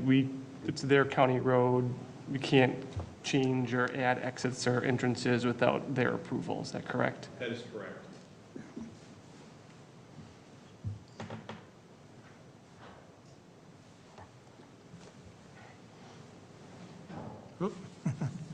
Sorry, Oh, you're, you guys sick right now. But if there's a specific area you want me to center in on, I can go to it. Where's the dance academy? It's Yeah, bring it. down here, sorry, I was Right. just on it. It's those two buildings Yeah. right there. right? The north end of that building. Okay. And then tree houses. And then the to tree north. house Okay, I is- know where the tree house is, Yeah. yeah, gotcha. So basically, they're concerned with that access on 41 with the increased traffic is ultimately the concern. We don't have a resolution, but they're concerned about it. Yeah, and we talked previously, as they're exiting their driveway, it's a very tough left-hand turn to go north today. Yeah. With the roundabout coming into the south, it may be more advantageous to just always take a right out of that driveway, go down to the south and do the roundabout to go to the north. That's what I would find myself doing. Yep, and Yeah. if I was, I mean, working at the tree house or at the dance academy, I would be telling young drivers To do the that, exact yeah. same thing. You know, and if they put a block in the middle of the road to even prevent a left-hand turn in, if you're driving from the south going north, you might have to do the same thing, where you might have to go up to Lyman to circle around to come in on a right turn only into the property. Not unusual, and I think you see it in downtown, Chaska, where you do have a median the whole way, which basically turns state highways, which is not unusual. So into right in, right out only. Right Again, now- that's a MnDOT It's a permit MnDOT issue, decision, right? but right now, they're fortunate that they have multiple freight turns available to them, although they're not optimal. but having the roundabouts on both ends really gives them the ability to safely move in a direction to go south, to go north, and I know that's not the preferred option for anybody, but it is a safe option Safer. in a way that still allows for things to happen. Obviously, you know, they're kind of squished here between the lake. I mean, this is a narrow spot between the lake and the highway. And, you know, which you can see right behind the buildings there. And so there isn't a lot of maneuvering room on this site where other people have other options to get out other directions or something. Their access is out there, and I'm empathetic to their position. But I do believe that having the roundabouts on either side really provide that safety feature, well, not just now, but into the future, that having one on either side of you is going to be beneficial. It's extremely beneficial. I like to, so it reminds me of the same situation of Highway 7 years ago before, I mean, now there's a median and there's certain businesses on Highway 7 right off of Minnetonka where you have to come out. Yeah. You can't cross. You got to go down like 2 miles to the light, take a U-turn and like, you know, you got to come around and it's a 5-minute delay. I mean, if there was roundabouts on 7 and some of those things just west of 494 and between Minnetonka Boulevard, it would be extremely beneficial. Or like Highway 55 in Medina. I don't know if people know the Twin Cities this well, but there's some direct accesses on Highway 55, which is a lot worse than like a Pioneer for perspective, where I've got clients that own buildings on 55 and, you know, it's a white knuckle experience to get across 55 at 4 o'clock at night, 5 o'clock at night. So yeah, again, I'm empathetic as well. I get what they're saying. I don't know, maybe in the future when MnDOT does look at the rest of the section, if that would be the appropriate time, or we can try to get something even better longer term. I don't know if a median is it and then just deny the access left. I'm not sure if they would view that as an improvement today. Well, I don't think they're gonna put an extra light in there just for a couple buildings, obviously. So I think the roundabouts are probably. Those requirements, but I think that, Yeah, I mean, I guess the short term would be if they're concerned about the safety, just have people zip down and use the roundabout. I Well- mean, that seems pretty safe. I'll say that in this, What about an access from the PV circle? What? I think I'm he sorry, means did you guys connecting hear me? into What about the, the PV circle? yeah.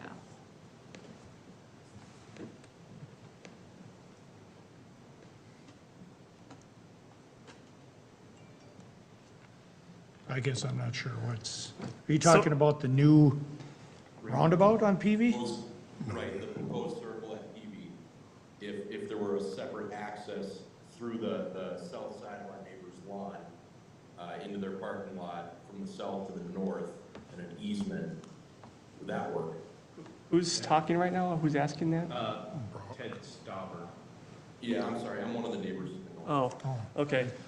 Well, that's obviously a huge thing with the development and easement and something that's never been considered. I don't know. And isn't there a big ravine in between? Wetlands in there, Yeah. and also the road is, if you looked at it, there's, on the east, or excuse me, not east, I'm looking at the drawing room, the north side of the ring road, there's retaining wall, so it's even elevated higher.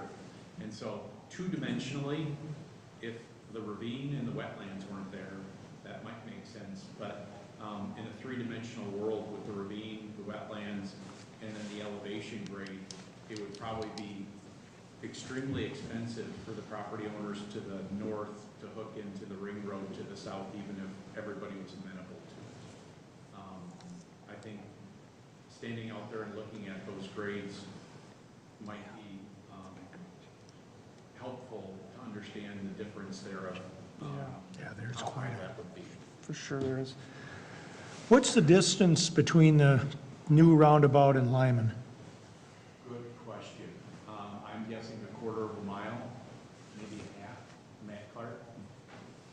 Yeah, I can double check. I would say typically primary accesses are half mile, but I can double check here. Liz is it's probably helping half. me out. I'm guessing it's a half mile. Yeah, it's probably half. Okay. And I think that, to me, that bodes well for the speed in that area. Right, well. Being reduced from what it is now. Well, it's not necessarily just the speed, but, well, two instances. We've talked about the getting out of the dance studio's parking lot, but it's also the turning in. And I'll just say, last night, 9 o'clock at night, I was trying to pull in and I about got rear-ended because somebody wasn't paying attention behind me. Yeah.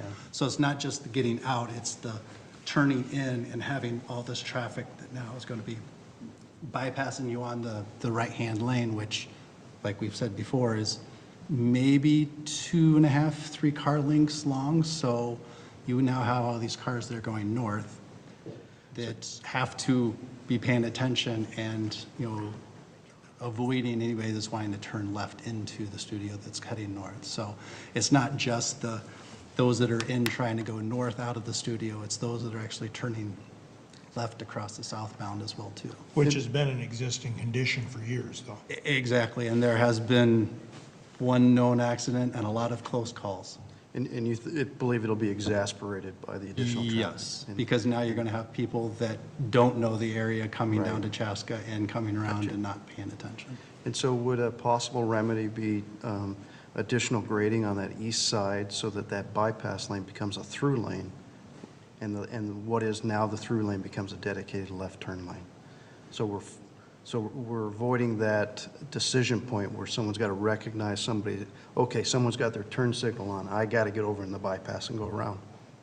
This is a They are MnDOT going. conversation. And this is Right. still, So that's what this you is would still a advocate. MnDOT side of things, Yeah. which is Yeah. that they stop short of But taking the, sometimes that can be advantageous to you. If you, because you might wind up with a median.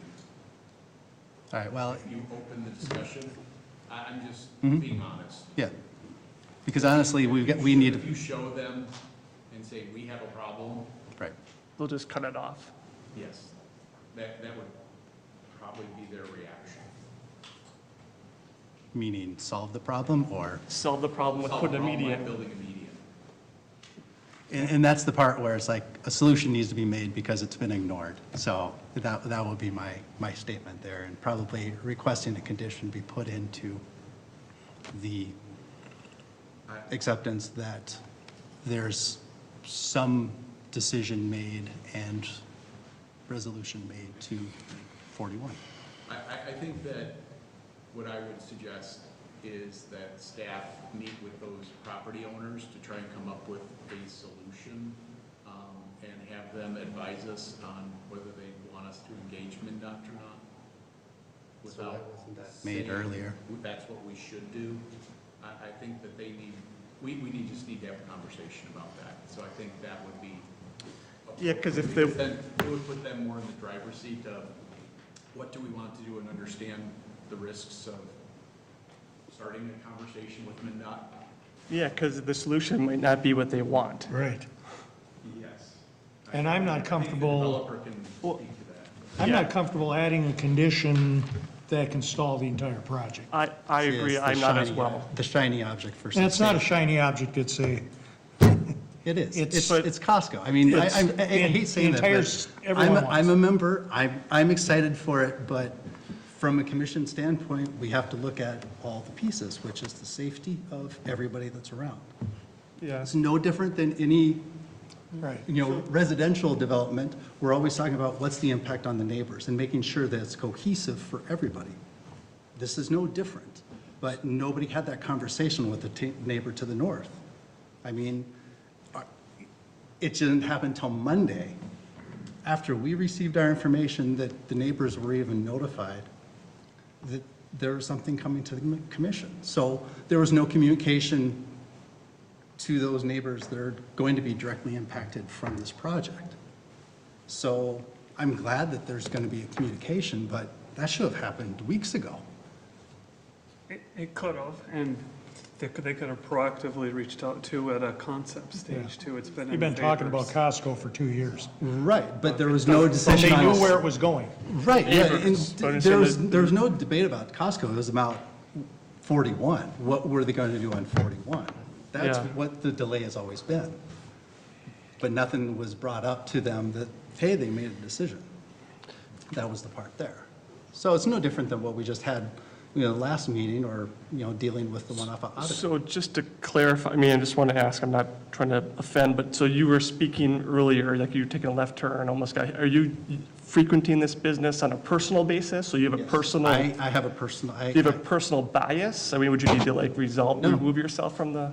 it's not a personal bias. Well, it's a personal I'm just safety. trying to, because you're speaking from. I'm a frequent customer of that Yeah. driveway. And no different than I'm a frequent customer of Costco in Eden Prairie. No, I get it. I'm just wanting to understand. And last night, I about got rear-ended turning into that parking lot. So it's personal experiences that really drive this one home, because it's about safety. That's all it is, safety. And I've nearly done it myself, rear-ended somebody, so I know what you're talking about. Yeah, I mean, I get it. Pay attention. I know I should. Oh, it's true. And my daughter turns 16 next week, and she's going to be doing that on her own. So I would much rather that be, a very safe place for her to drive. So what are you thinking as far as a condition? How do you formulate this so that we don't hold things up? But I believe that the extension of 41 to include the neighbors to the north needs to be the resolution. Whatever the decision is, then that needs to be brought forward. I mean, they need to come together So a and find a condition that the city meet with the neighbors to the north before the next step. Right, I mean, we get that they've got to go through finals. which So I mean, Kevin's they've still got to already go said through that's- final as well too, but there has to be, but the problem is, it has to include the state because it's touching 41. So any solution is, you can have discussions, but at the end of the day, it's. And how's it gonna get paid for? Right? I mean, that's another piece of it. I mean, it always is. I mean, we have, it's a broad-ranging discussion. And it's happening because, I mean, we're having this discussion there because of the development that's going on as well too. So. Is this a recommendation or a condition? Because if it's a recommendation, that's one thing. Once it's made a condition. Yeah, I'm fine with the then it's in the- recommendation for sure. It's in the chain. Because I can't, I mean, I even went to school as engineer. But I'm not an expert on traffic engineering, and if it's been a year's worth of work from MnDOT and the city and everyone to, and maybe they've overlooked this entrance as an affection, but then also where do you, a recommendation, I'm fine with the recommendation. A condition which, holds up the Well, development. unless and we need to make the act- condition that the city meets with these neighbors. That can be easily done. I think that should just be a recommendation because. Okay. Yeah, because again, like if we If we choose don't do something. it, does the developer suffer because of something we wouldn't do? Let's say we aren't gonna meet with them, but, to me, it's just a recommendation, that we would want staff to meet with them because that isn't something the developer can force city staff to do something or not do something. That's not in their purview.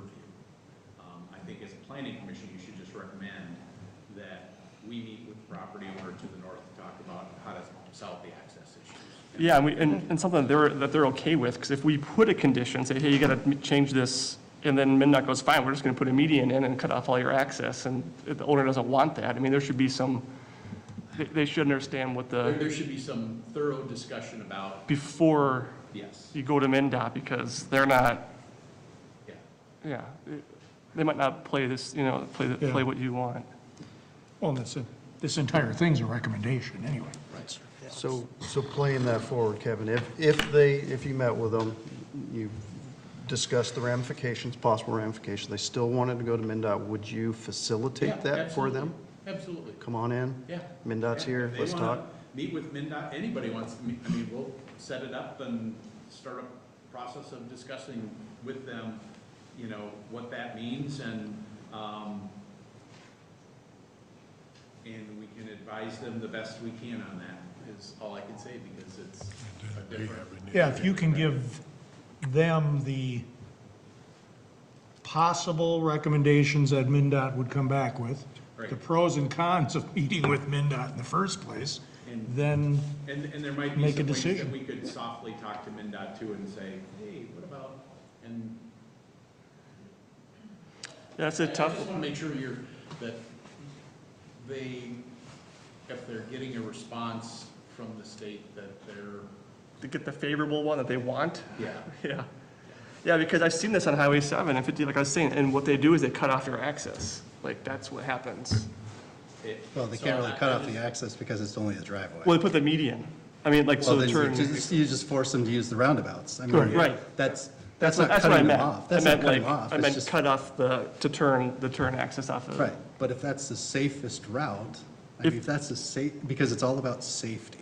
is Yeah. Really what this is. Right. If that's the safest thing, then it should be a quick, easy discussion with the state. Hey, I'm sorry, this is Ted again, and I'm not sure if I'm allowed to publicly comment. but not really. I have people coming in and out of my business, and, I mean, that Michigan Lex system is terrible for them. I don't think that making a right in, right out access is anything that we want. I don't think I'll be able to get trucks in there. I know that you designed those roundabouts for semi-trucks to get in, but I don't know if you've watched them try to navigate a full roundabout to go backwards 180 degrees. It doesn't work very well. I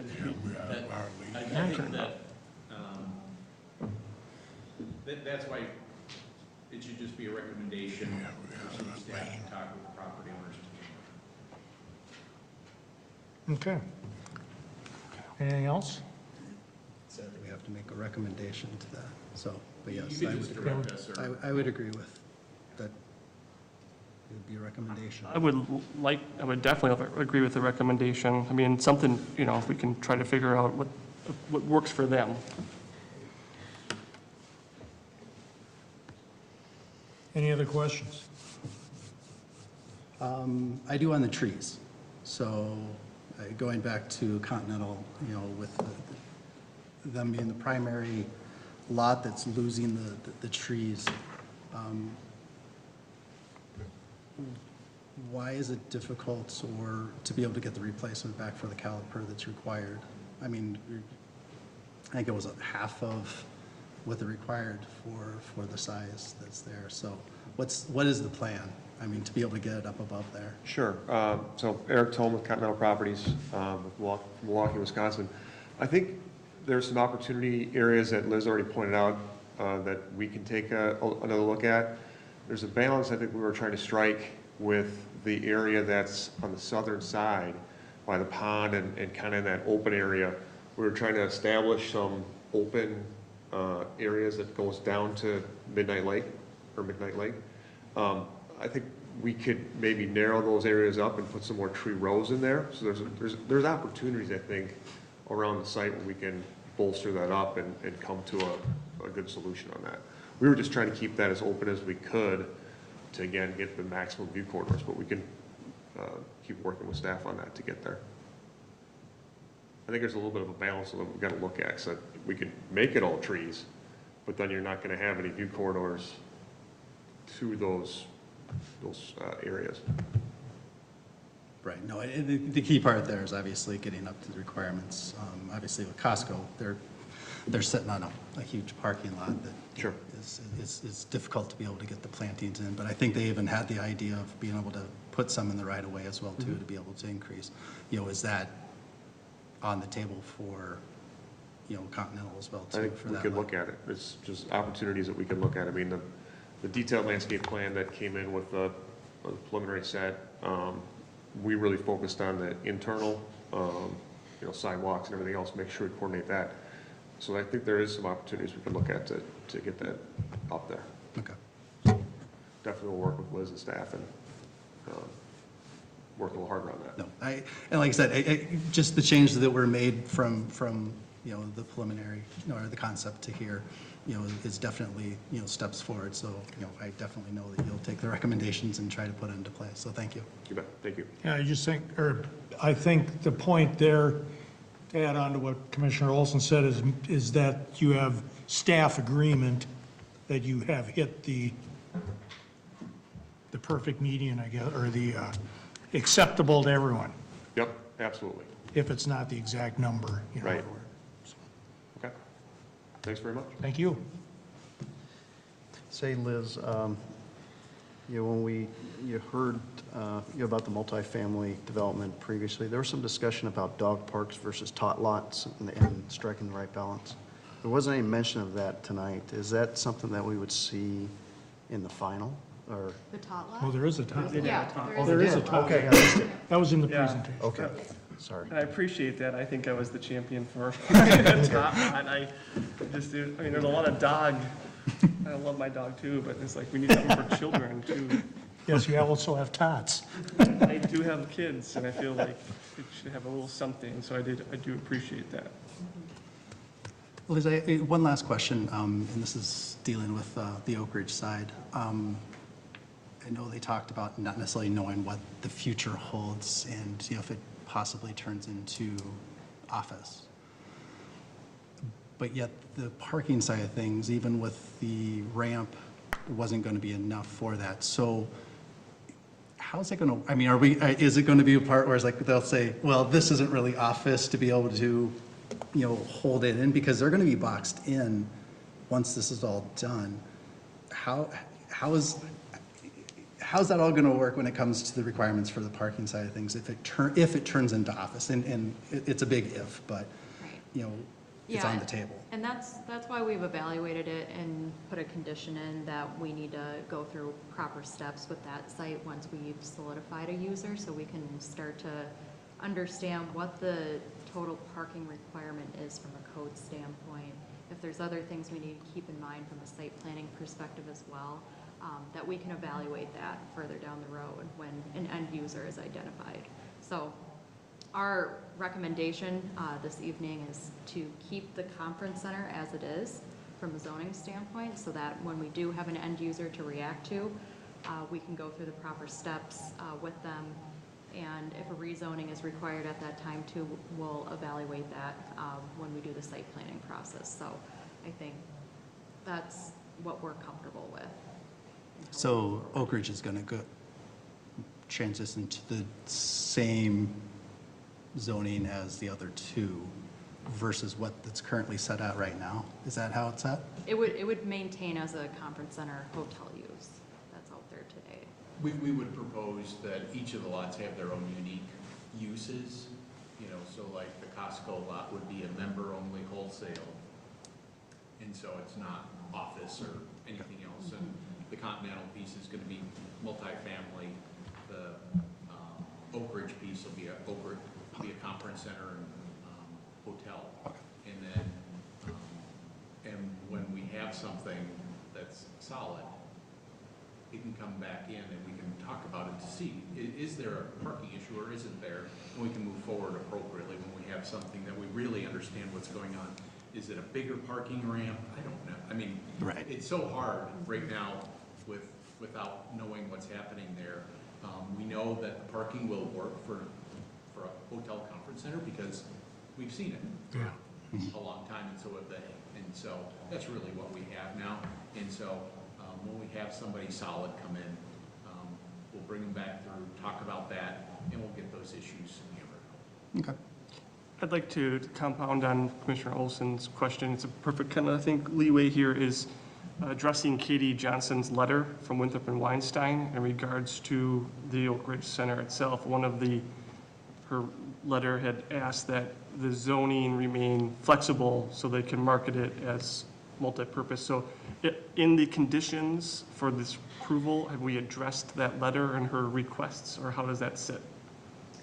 We do have a condition of approval that refers to the conference center site staying as is from a zoning perspective. Yeah. And then being evaluated further through the site planning process to kind of get through those details. But I think this kind of goes hand in hand with what they're requesting in that letter is they'd like the flexibility for the zoning to remain or just be there from previous documents. But our stance is keep the zoning that's currently in place for that building or how it formerly was used And then at the time that an end user is identified and we go through the site planning process, we can reevaluate the zoning at that time. Yeah. And that all falls under that PMD 22? Right. Right. Yeah. Doesn't prevent any marketing from happening. Right, okay. It Gotcha. just says, we need to evaluate that further, and if they had somebody in hand, we could evaluate it now, but once we have that, just because of the wide range and the potential uses and the potential parking, we want to understand that, and they kind of showed us a maximum piece with the traffic analysis that they've done that shows the roundabout works, and so we understand that, and so we'd want to make sure that we're staying inside of those things to make sure that we're not building infrastructure that can't handle what we're doing. And so I think it's taking a measured step in that direction. Okay.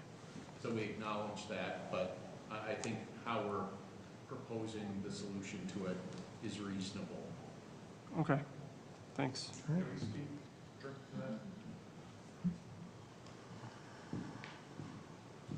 Commissioners, again, Willie with the master site developer. I mean, just to build off that a tiny bit, you know, we've been working with staff for a long time about this, and we had hoped to bring a new user forward. Obviously, the hotel market is one of the hardest hit by the pandemic that's out there, specifically hotels that are not visible and have, you know, 50,000 square feet of conference space. It's just not how they're built now. For the people that even are looking at hotel conversions. So that was an unfortunate setback for the project. Like I mentioned, we do believe that this development overall will enhance the viability of the conference center. It's a big, beautiful space. If you've ever been in or around it, that's not built that way anymore. Ameriprise put a bunch of money into making that a beautiful setting that will have a new life. I will say that I think the purpose of that letter from Winthrop was just to, we don't have a PMD 22 ordinance in front of us, so we want to make sure that we work through with staff.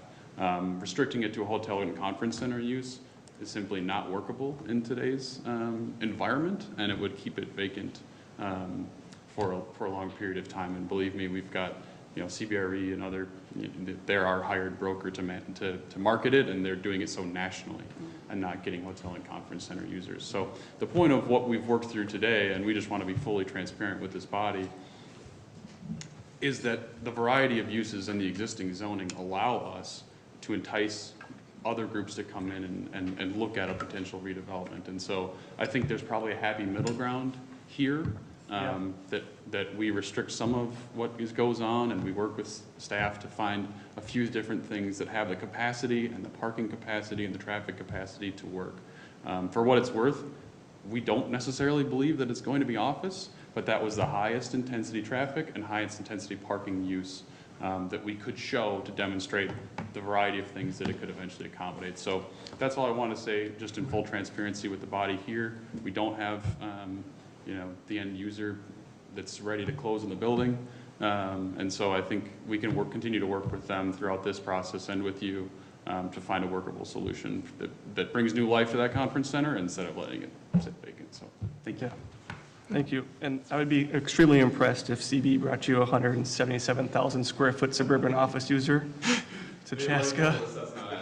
Yeah, well, I'd be very impressed. Yeah, absolutely. Okay. Great. I have no further questions. Thank you. Anyone else? Okay, then I'll entertain the first motion on the table. I'll make a motion on the first motion to recommend City Council approval of the Oak Ridge preliminary site and building plan and preliminary plat, subject to the conditions listed, 19 of them. I'll second. All right, thank you. Any further discussion? All those in favor? Aye. Opposed? Same sign. Motion carries. Next, we need a motion for the city to sell that sliver of land along 41. I'll make a motion, recommend approval of the sale of excess city property. Sliver. At the northwest side of the proposed roundabout on Trunk Highway 41. I'll second. Any further discussion? No. All right. All those in favor? Aye. Opposed, same sign, motion carries. And lastly, the motion to change the district. I'll make the motion to recommend approval to City Council for rezoning of the 67-acre site from PMD4 to Planned Multi-Use Development District PMD 22. I'll second. All right, thank you. Any discussion? All those in favor? Aye. Opposed, same sign, and that motion carries. All right. Thank you, everyone, thank you, everyone from Costco and Continental and Oak Ridge that attended tonight. It was very useful, and thank you to the city staff, including you, Matt, for all the work you guys have done on this project as well. We're looking forward to this moving forward. All right, next, 7C on the agenda, to recommend approval of the concept plan of Rivertown Heights, DR Horton, PC number 2021-18. Liz, you're on. Thank you. Thanks, Need to share everyone. my screen again.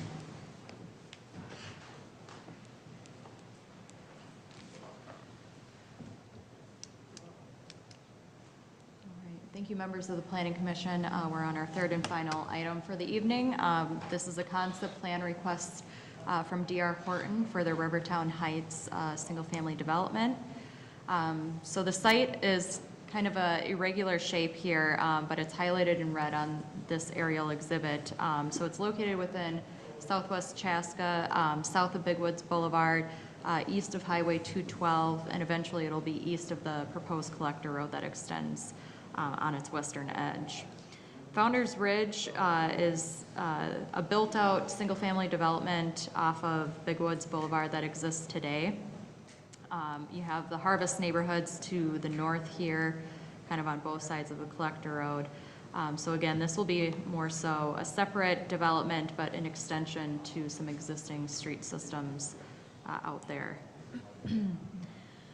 Just want to mention kind of the three-step process in case there's any new people here, but we like to mention it.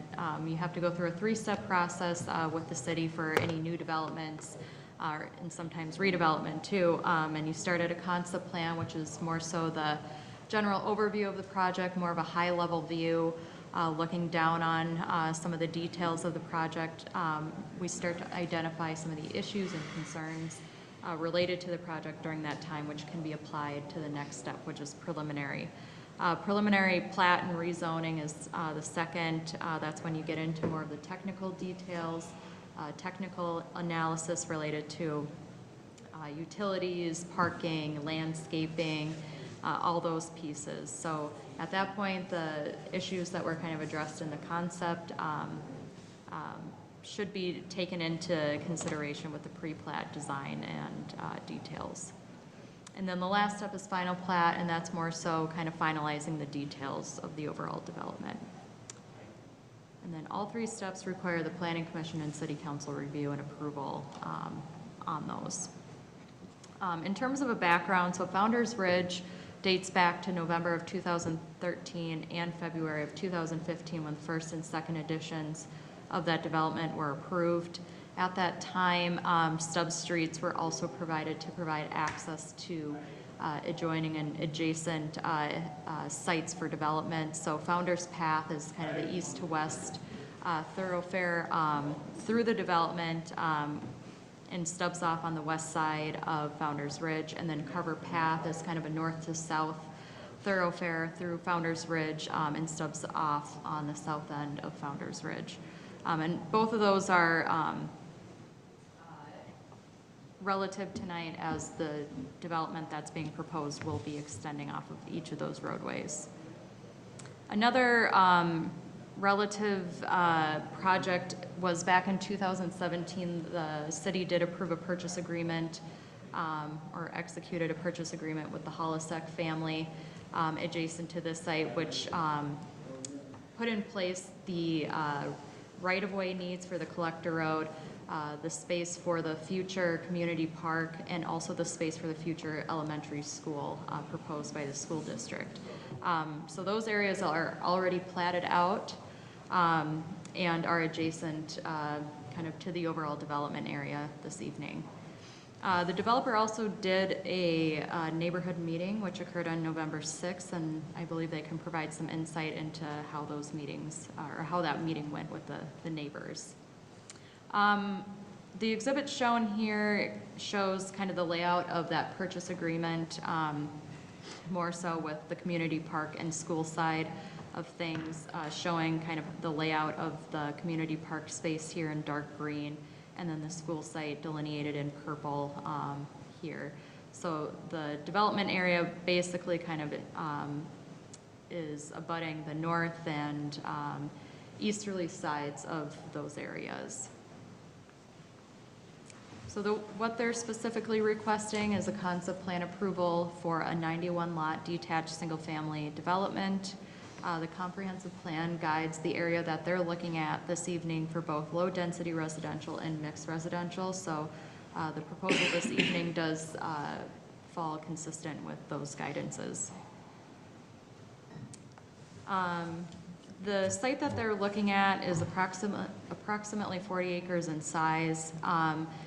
The Hollisek family owns, or pretty much has entitlements, ownership to all of the area that they're looking at this evening. They have a homestead on the property at 3985 Big Woods Boulevard, so they currently have driveway access onto the county road there.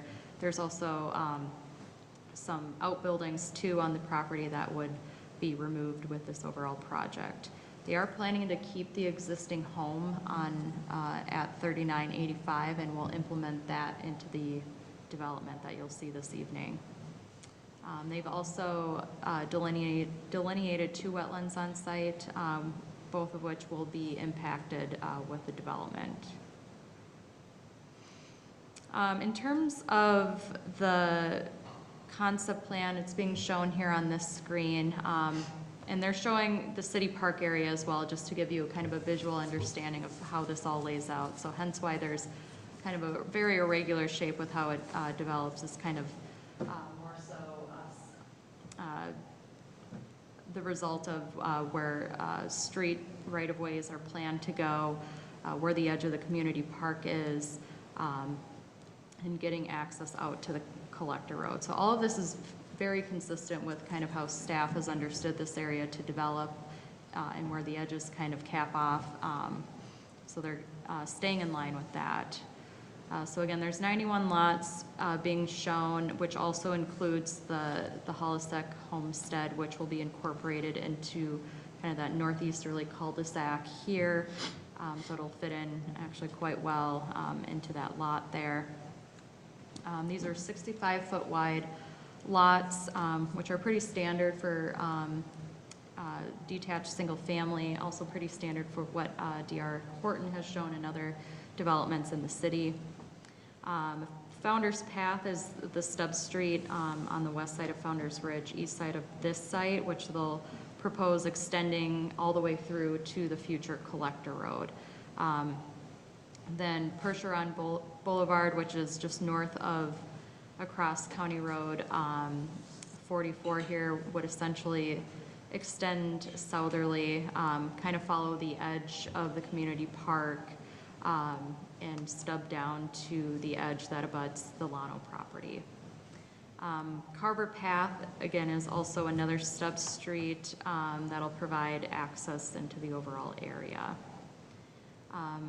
And also worth noting is they are showing 2 stub streets, well, both at the south side as it abuts Llano's property, but also as it abuts the Carlson property to the east here.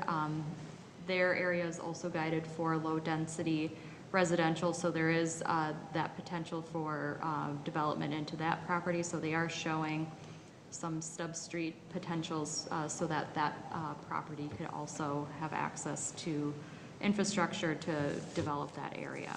I know they've, the family has provided some insight and correspondence to indicate that they've been working with the developer to come up with a workable solution for both sides in terms of how this lays out, and they'll continue to have those conversations so that these stub streets kind of meet what both parties are trying to achieve there.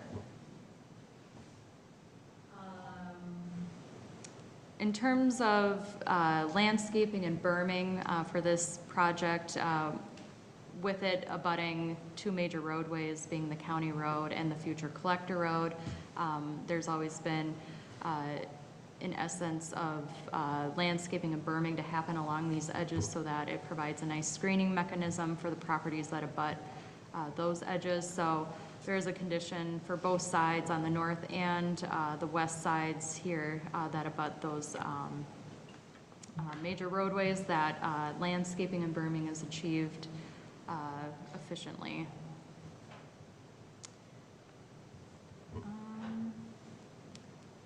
Stormwater ponding is shown kind of on the north side here, in between the development, kind of as you see mirrored on the north side of County Road 44. There is existing ponding out there today with the improvements done on the road there, but they'll propose expanding that to see fit for their development, showing some other areas that they can connect into with the existing Founder's Ridge and other open areas that they're proposing in the site. So that'll be details to be worked out in the preliminary with what's being done there. There's only a couple areas that are really treed and wooded for the development site area. Otherwise, it's mainly agricultural land, so open development, kind of a free-for-all. So on the northeast side, there's a grove of trees that kind of abut a ravine system. So we'll need to carefully look at that in terms of, you know, where that wooded steep slope line really falls. Same to be said on the south side. Just understanding where those delineations are so that what's to be protected will be protected per ordinance. Wanted to provide just a couple of their renderings of the proposed product that they plan to do. It's their two-story product, which they've done actually in their Sagewood development, so they'll carry that through here, which would actually fit in, generally speaking, with the Founder's Ridge neighborhood, just to the east of them. So just a couple things for them to further work on is some tree preservation efforts and also the landscaping and berming that needs to happen along those major roadways. I think in addition to that, just to have continued conversation with the adjacent property owner on the Carlson side to make sure their plans line up effectively. So in conclusion, we're asking you to make a motion this evening to recommend approval of the concept plan for Rivertown Heights, which are based on the conditions that are listed in your staff report. Happy to answer any questions. Otherwise, we have both Michael Sewell and Deb Ridgway here from DR Horton if you have questions for them. So, Thank you. Oh, Go ahead, sorry. So no, it's a little bit of a weird neighborhood because you kind of got these oblong shape in two different main areas, but no parks. Well, No parks? Is there no parks? No parks. No tot lots? The 52 acre City huge park, tot yeah. lot. Yeah, okay. It's just future, right? What's the timeline on the city Yeah. park? On the what? What's the timeline on the city park? I believe that's maybe once the elementary school goes in, which they may have on their next referendum. I would say in the next 5 years it might be looked at. Okay. Give or take. I know they're starting the master planning process. Sure. For the park? Okay. So it may be, if the elementary school doesn't happen, that it may, the park board and the city would pursue it. So. Yeah. At least the neighborhood components, because the neighborhood will start filling out and there'll be some needs there. Okay. And so, you know, the community aspect, there's large portions of the community aspect that are needed into the future for space. And so right now, I think the thoughts are trying to keep it as flat as possible grade-wise, to give ourselves flexibility for future needs that maybe we don't understand right now. Maybe it's existing traditional sports, maybe it's new ones we're not really know about yet. And so that's one component to the community park. But the other part of the community park is a neighborhood component with playgrounds, things like that. That'll probably happen sooner than the community components. Yeah, I have a couple comments and then a question. One of the really nice things to the north in the Harvest is Percheron Boulevard, a nice street that enters into the Harvest. It's medianed in the middle, you know, landscaped, 2 separate lanes. As you go to the south then and cross over into this concept plan, I don't know, it'd be nice to see if we could improve the look and feel of that roadway. It might entail taking a driveway or 2 off of it, because to have the boulevarded nice road, you're gonna have to reorient maybe some of the lots. I don't know, just, it's really nice that on the Harvest, and then you cross the road to the south on the concept, and the road's different here. And then going to the ravine and the extension of Carver Path, there's a lot labeled fill eroded ravine. I guess from an engineering standpoint, do you put a retaining wall behind it so it doesn't erode again? And then there is a little bit of, or a decent amount of elevation change on the Carver Path extension, and there's probably one more lot than is needed, or maybe realistic with the ravine there. So it looks a little tight in that area with the ravine. You know, there's a lot of grade change, a ravine and a road extension, so it just looks a little busy, maybe a little aggressive on the home count right now. When we get to the preliminary plat stage, when Yeah. we work in stormwater and everything else, yeah. Yeah, and then it's concept now, construction traffic plan's not required now, but I mean, I would assume it's gonna go through the new roads, not the existing neighborhood. Yeah, that's where the right turn, I mean, that intersection was really built to facilitate movements in all directions. Right now, the driveway to the Hollisack property has a really, really nice entrance from the county road. But it's really designed for kind of this sub-collector going to the south. And so, yeah, that's really where the traffic should be directed first, and then ultimately, as we develop to the west, you know, towards the roundabout and stuff. Because that's generally, I mean, people want to go to the west, I would assume, to get to the freeway. That, you know, now that Yeah, I that's think open. most of the traffic goes to 212, you know, and there's a decent amount that, you know, that makes daily trips into, you know, downtown and all that going to the other way. With every neighborhood, but the primary movement is really to the, in the morning, I would guess, is to the freeway, and in the evening from the freeway in, and so making sure that those function properly, and I think they were built with 44 with this plan in mind, and so, so I think those are really set up to move forward pretty quickly on, and so it'll be nice to give all of this neighborhood some different options for getting in and out, and start spreading out that traffic along 44 a little bit. Yeah, and then as you mentioned, Liz, in the presentation, yeah, the housing stock's gonna fit pretty well right up against Founder's Path homes. You know, they're pretty similar, so there's gonna not really be a big transition. I would just like to expand on Commissioner Seiler's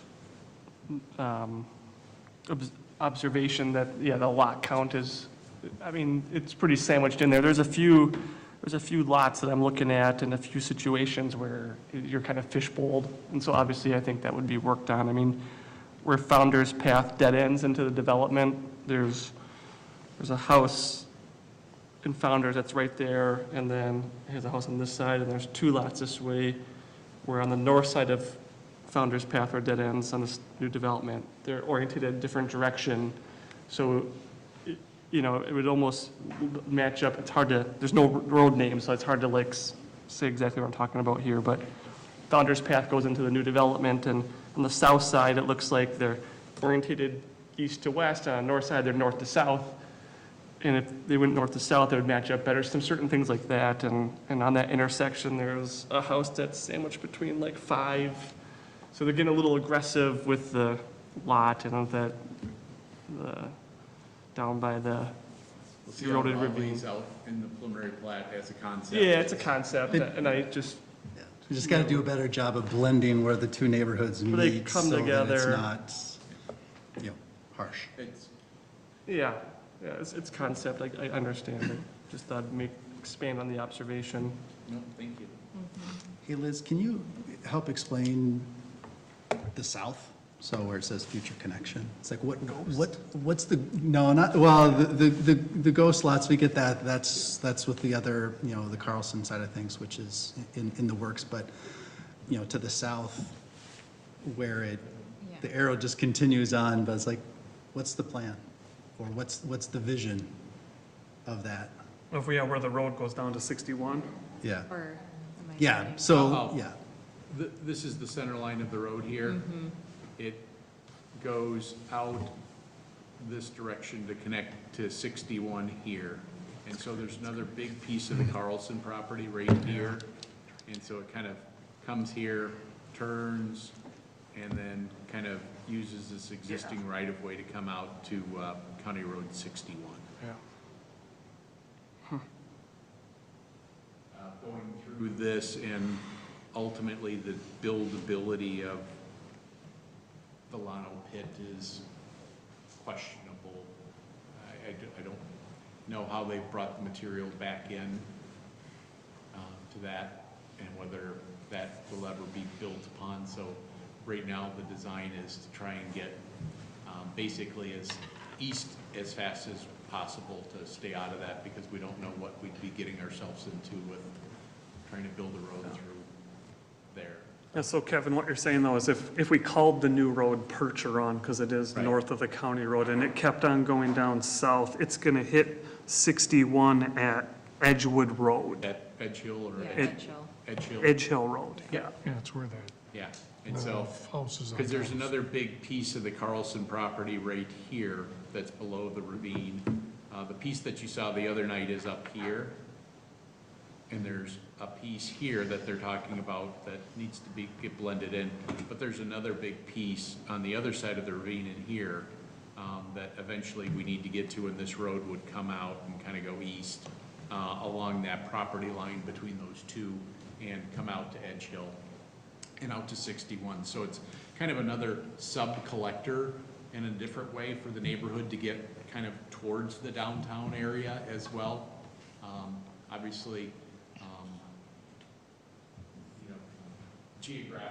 geography limits how easily we can connect towards the downtown.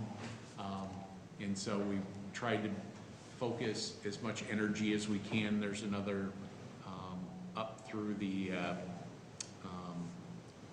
Cusky pit here off the end of Traditions that kind of comes down into that way as well, that allows for that movement in downtown out of this neighborhood. But both of those require probably some additional timing, and so they're kind of going as far as they can.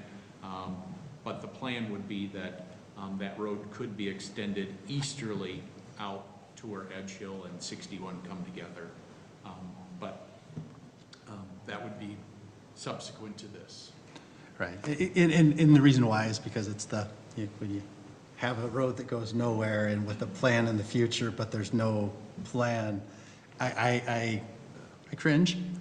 So it's a matter of making sure that it's very deliberate on what the intent is, so that when it does come forward 5-10 years from now, there's no question. And it's not traumatic. Right. Sorry, Deb. But the only, the one thing I would highlight is obviously the trees at the homestead. Those are the ones that you can save. So I would really like to see that grove stay and eliminate lots and not put houses there. Because obviously you're gonna have to take some vegetation off down at the bottom. Well, but. in the backyards of some of the ones in that cul-de-sac you're Right. talking about, there's a big grade change. It goes down to a ravine, and then, water collects and goes underneath the road into the other side of the ravine. And Right, so back to you've squeezed a lot of lots in, let's tone back on the lots and focus on where the trees and where the vegetation can. Yeah, one of the stay. pieces with the preliminary plat is we'll be looking at what types of trees are they. Yep. And all Right. that piece, because not all of them are created equal. Liz did bring up the southwest plan, and here you can kind of see that road extension, which was shown in the Yeah. southwest Chaska plan, kind of coming out here opposite and connecting into Edge Hill. And then right here, you can see that other piece of the Carlson property that can be developed. And then this piece is kind of a combination of the Lassick and Carlson property that we're talking about tonight. So that road alignment and stuff was in the Southwest Chaska plan back from 2012 or whenever we Right. did that.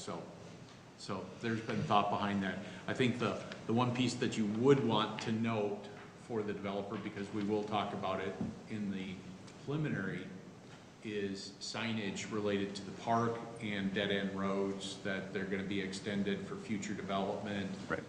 That the park is gonna be there, it's gonna have lights, all of those things. I mean, it's just kind of a note at this point, but when we get to the preliminary, we're gonna wanna talk about that, have that included so that everybody's not surprised that that 52 acres is gonna be a park someday and have lit ball fields and. yeah, there's current signage right now at the end of Founder's Path and Yes. the Carver Path Road that say that. Right, and we'll Yeah. be working to extend that, and I just wanted to bring that up because that's one of those pieces as well. Besides, and when you started talking about the road extension, it made me think about what we're trying to do, and this kind of shows what the thinking was with the Southwest plan for that road, but also that we got the big green thing sitting here, and make sure that people are aware of that. There's your tot lot. Park.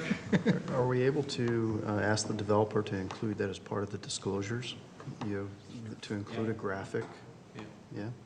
We'll get to those details with the preliminary, but I just wanted to bring it up as a note that that's something that when we get to the preliminary stage, construction, traffic, those type of things are things that we'll be talking to them about, and just to make sure you're aware that. Right, as well as. The preliminary level Right, details. right. And then I'm assuming then there's going to be some kind of HOA then as well? I mean, does Founders have one? I don't even, Yeah, Founders has a HOA. But I don't know if there's any common elements here.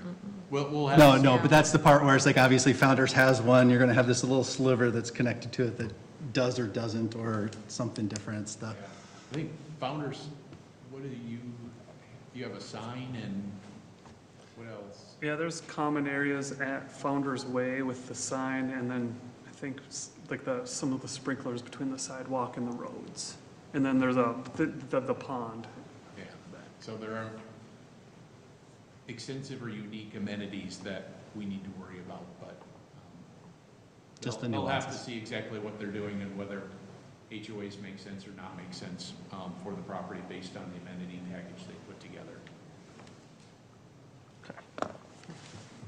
Commissioner Seiler, if we call that, the road through the development and the connection down to 61 Percheron, was I following you correctly that you'd like to see a center boulevard, similar to what's on the? Yeah, so I was just commenting, if you go into the Harvest, just north of the concept plan, there's a really nice road that's a wide road with a center boulevard, and then on the concept today, you can see it's a lot thinner of a road. It looks like it doesn't match up. It'd be cool if it matched. I think it would look nice. Or if they had their own concept of something that could go Yeah. there. Yeah. Because maybe they can come up with something better. Throwing the bar down. There you go. Of course we could. Nathan, Mike, and Deb. Anything else? I'm good. you had a community meeting. What came from the community meeting? Good evening. My name is Deb Ridgway with D.R. Horton. Great question. So The neighborhood meeting was about a week ago, and about 3 homes were represented at the meeting. Can you pull up the concept plan? So the biggest concern with the neighbors were the folks on Carver Path, which have the homes that directly back the ones that we're proposing. So right in this area here. And so the question was, can we do something to provide some sort of screening between the 2 properties? And so we committed to look at that with our preliminary plat. When we put the landscape plan together, we'll probably propose some sort of evergreen trees or some sort of screening. There was also a concern about the current drainage between the 2 properties. So right now, the Halasic property sits higher than their property, so there's a concern about some larger drainage areas, larger water flow that comes through in rain events. So we're trying to set up a meeting with those homeowners over the next week or 2 to discuss that. I think a lot of the backyards kind of dip down and then up. Yeah. And then they got a little bit of a drainage thing that goes through. So we said that we would meet with them and see if there's, something that, once we develop or grade the site, that would alleviate that issue. But that was really the biggest 2 concerns out of that meeting. They did bring up construction traffic, and so we did say that we would have a plan when we come through with our preliminary plat. And that was about it. But if anyone had any other questions, I'm happy to answer. So to what extent did you provide notification and advance notice for your public meeting?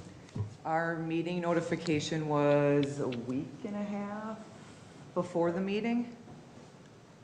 Yeah, there was a mailer and there's a Facebook site, everybody in the neighborhood. Okay, all right. So I think it was communicated. Yeah, so we did do is it the 350 that you? 350 plus everyone. Yeah, plus everyone in Founder's Ridge was on that mailing list. Okay, good. How was the social aspect of that?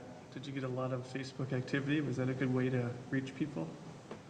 I think there's probably a lot more interaction on the Facebook site than at the actual meeting. I didn't go to the meeting. Yeah, I like that. Yeah, and there was Reaches one people individual homeowner that represented a We group kind of of pooled people. comments through Yep. people. Yeah, okay. Yep, Great. yeah. It's a good plan, good way to do it. Yeah, I like that idea. I haven't heard that from many people yet. And based on the email or the new update from the overlay between Carlson and the loop Yes. with the ghost property, the ghost lots or Yep. whatever, do you see that as an issue or, I mean, obviously it's still early and whatnot. No, I but- think it's something, we talked with the Carlson folks yesterday, and we think that it's something that we could probably address. And we both agreed that it needs to work for both parties, and so we were amenable to that. Okay, and obviously then this won't go forward unless there's agreements on the other side to be able to, because obviously you've got a big section of an expectation of a loop that is dependent on agreement from the Carlson side of things as well, Right, and too. we'll work with them to make sure that they have I think right now, they're just at a concept level right now. They don't have any buyer or solid plan for their property yet. So we're just gonna work through kind of what they envision for the property versus what we're showing. So how does the timing work? I mean, so obviously this is concept, so it's still early, but, I think just need to talk, and I think fundamentally what DR Horton would provide in discussions with them is showing, here's where the stubs come in, and it provides you the ability to build lots there. And you have to come back in and show how you're going to put those lots. I think the real question is, how does it, because it's kind of a ravine edge, how do you figure that out to ensure that the distance is right? And I think that's the real underlying question, because even their drawing kind of shows an idealized ridge edge, and is that really the ridge edge? And I think you just got to talk that through and kind of figure out, okay, here's where we're trying to get, here's what the buildable area is, and here's how you can build.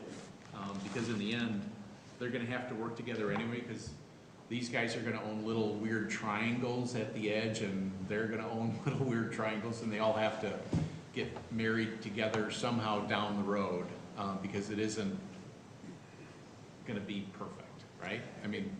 Right. And you just said the magic word sometime down the road, and I'm like, I was good with it until then. It was because We to me, can't make the Carlsons. Right. Yeah, the Carlsons gotta find a buyer. But that's the part where it's if they don't move forward, if they choose to say, no, then what? I mean, are we gonna be stuck with Well, they'll a probably couple have to partials? do cul-de-sacs at the end so the emergency vehicles can turn around. Their son's an And attorney. it just, They're well represented. yeah. So the elephant in the room, why, it's a landlocked property by your development, why isn't this being developed by DR Horton? We've had conversations with the Carlsons. Okay, there you go. There is questions on the value, as there always is when you talk to landowners. Okay. Just to add to it, the south lines, because they had their engineer concept and we have our engineer concept, our south road matches pretty close. It's the north one that doesn't match as well. And as Kevin points out, some of it gets to be how much liberty developers take on their concept plans, as you guys have talked about tonight. So we'll get our engineers together and try to see if we can figure it out. If we have some squabbles, then we'll bring city staff in and they can kind of point us in the right direction on what really is allowed and not. Because I think they're pushing up against the ravine more than we would. And they probably think we're doing something different. So we'll work on it first together. And if we can't figure it out, then we'll bring it to staff and they'll help mediate. So I think we'll get there. It's just, it's interesting. No, and like I said, it throws a little curve into things because it's not just simple of, fits in this box. And, this lot that you're, the parcel that you're doing is anything but normal. So this is par for the course. So it'll be interesting to see when it all comes due and done. But It's in both of their best interests to work together because of how that line cuts through both properties. They are both motivated to come up with an answer that suits both of them, because otherwise they're both, if they wind up with little weird triangles they can't sell to the Carlsons, and the Carlsons wind little weird triangles they can't sell back, that doesn't suit anybody well. And so the Carlsons are very good to work with, and so is DR Horton, and I am confident that they can come up with an answer that. But at the concept level, I think you're using a pretty broad pen to draw those edges, and it's not unexpected that two different people would come up with where the different edges are. And the point they bring up is our road needs to match up with your road, which is a great point, and probably no one disagrees on it. Well, I'd encourage you to, both you, DR Horton, and the Carlsons to sharpen their pencils, because it's in the best interest of this area for this to get developed at the same time.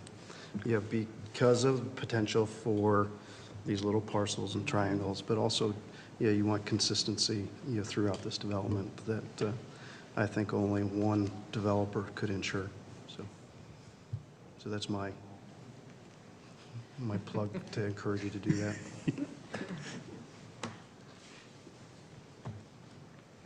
Anything else?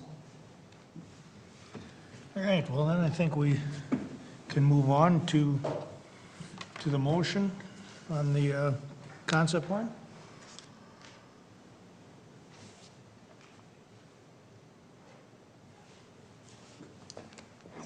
Somewhat. Yeah, I'll recommend a motion to recommend a city council approval of the Rivertown Heights concept plan for a 91 lot subdivision on 40 acres of land, subject to the following 25 conditions in the materials. I'll second it. And thank you. Any further discussion? Hearing none, all those in favor? Aye. Opposed, same sign, motion carries. Thank you, thanks for your help tonight, and again, Kevin and Liz, thank you for getting us through that. All right, let's just finish up, move on to other business. Receiving in, We're going to read in the October 4th and October 18th city council meeting minutes. That has been done. We'll do a quick roundtable. Anybody have anything that they have not brought up? The weather's moving in, get ready. Yeah. Like right now when you leave the building. Right. So, all right, Liz, anything? Kevin? I'm good. You're not retiring any sooner or anything, right? No. Okay, good. I'm still. All right. That being said, I'll take a motion to adjourn. Make a motion to adjourn. Second? I'll second. All those in favor? Aye. Aye. Opposed, same sign. We are adjourned.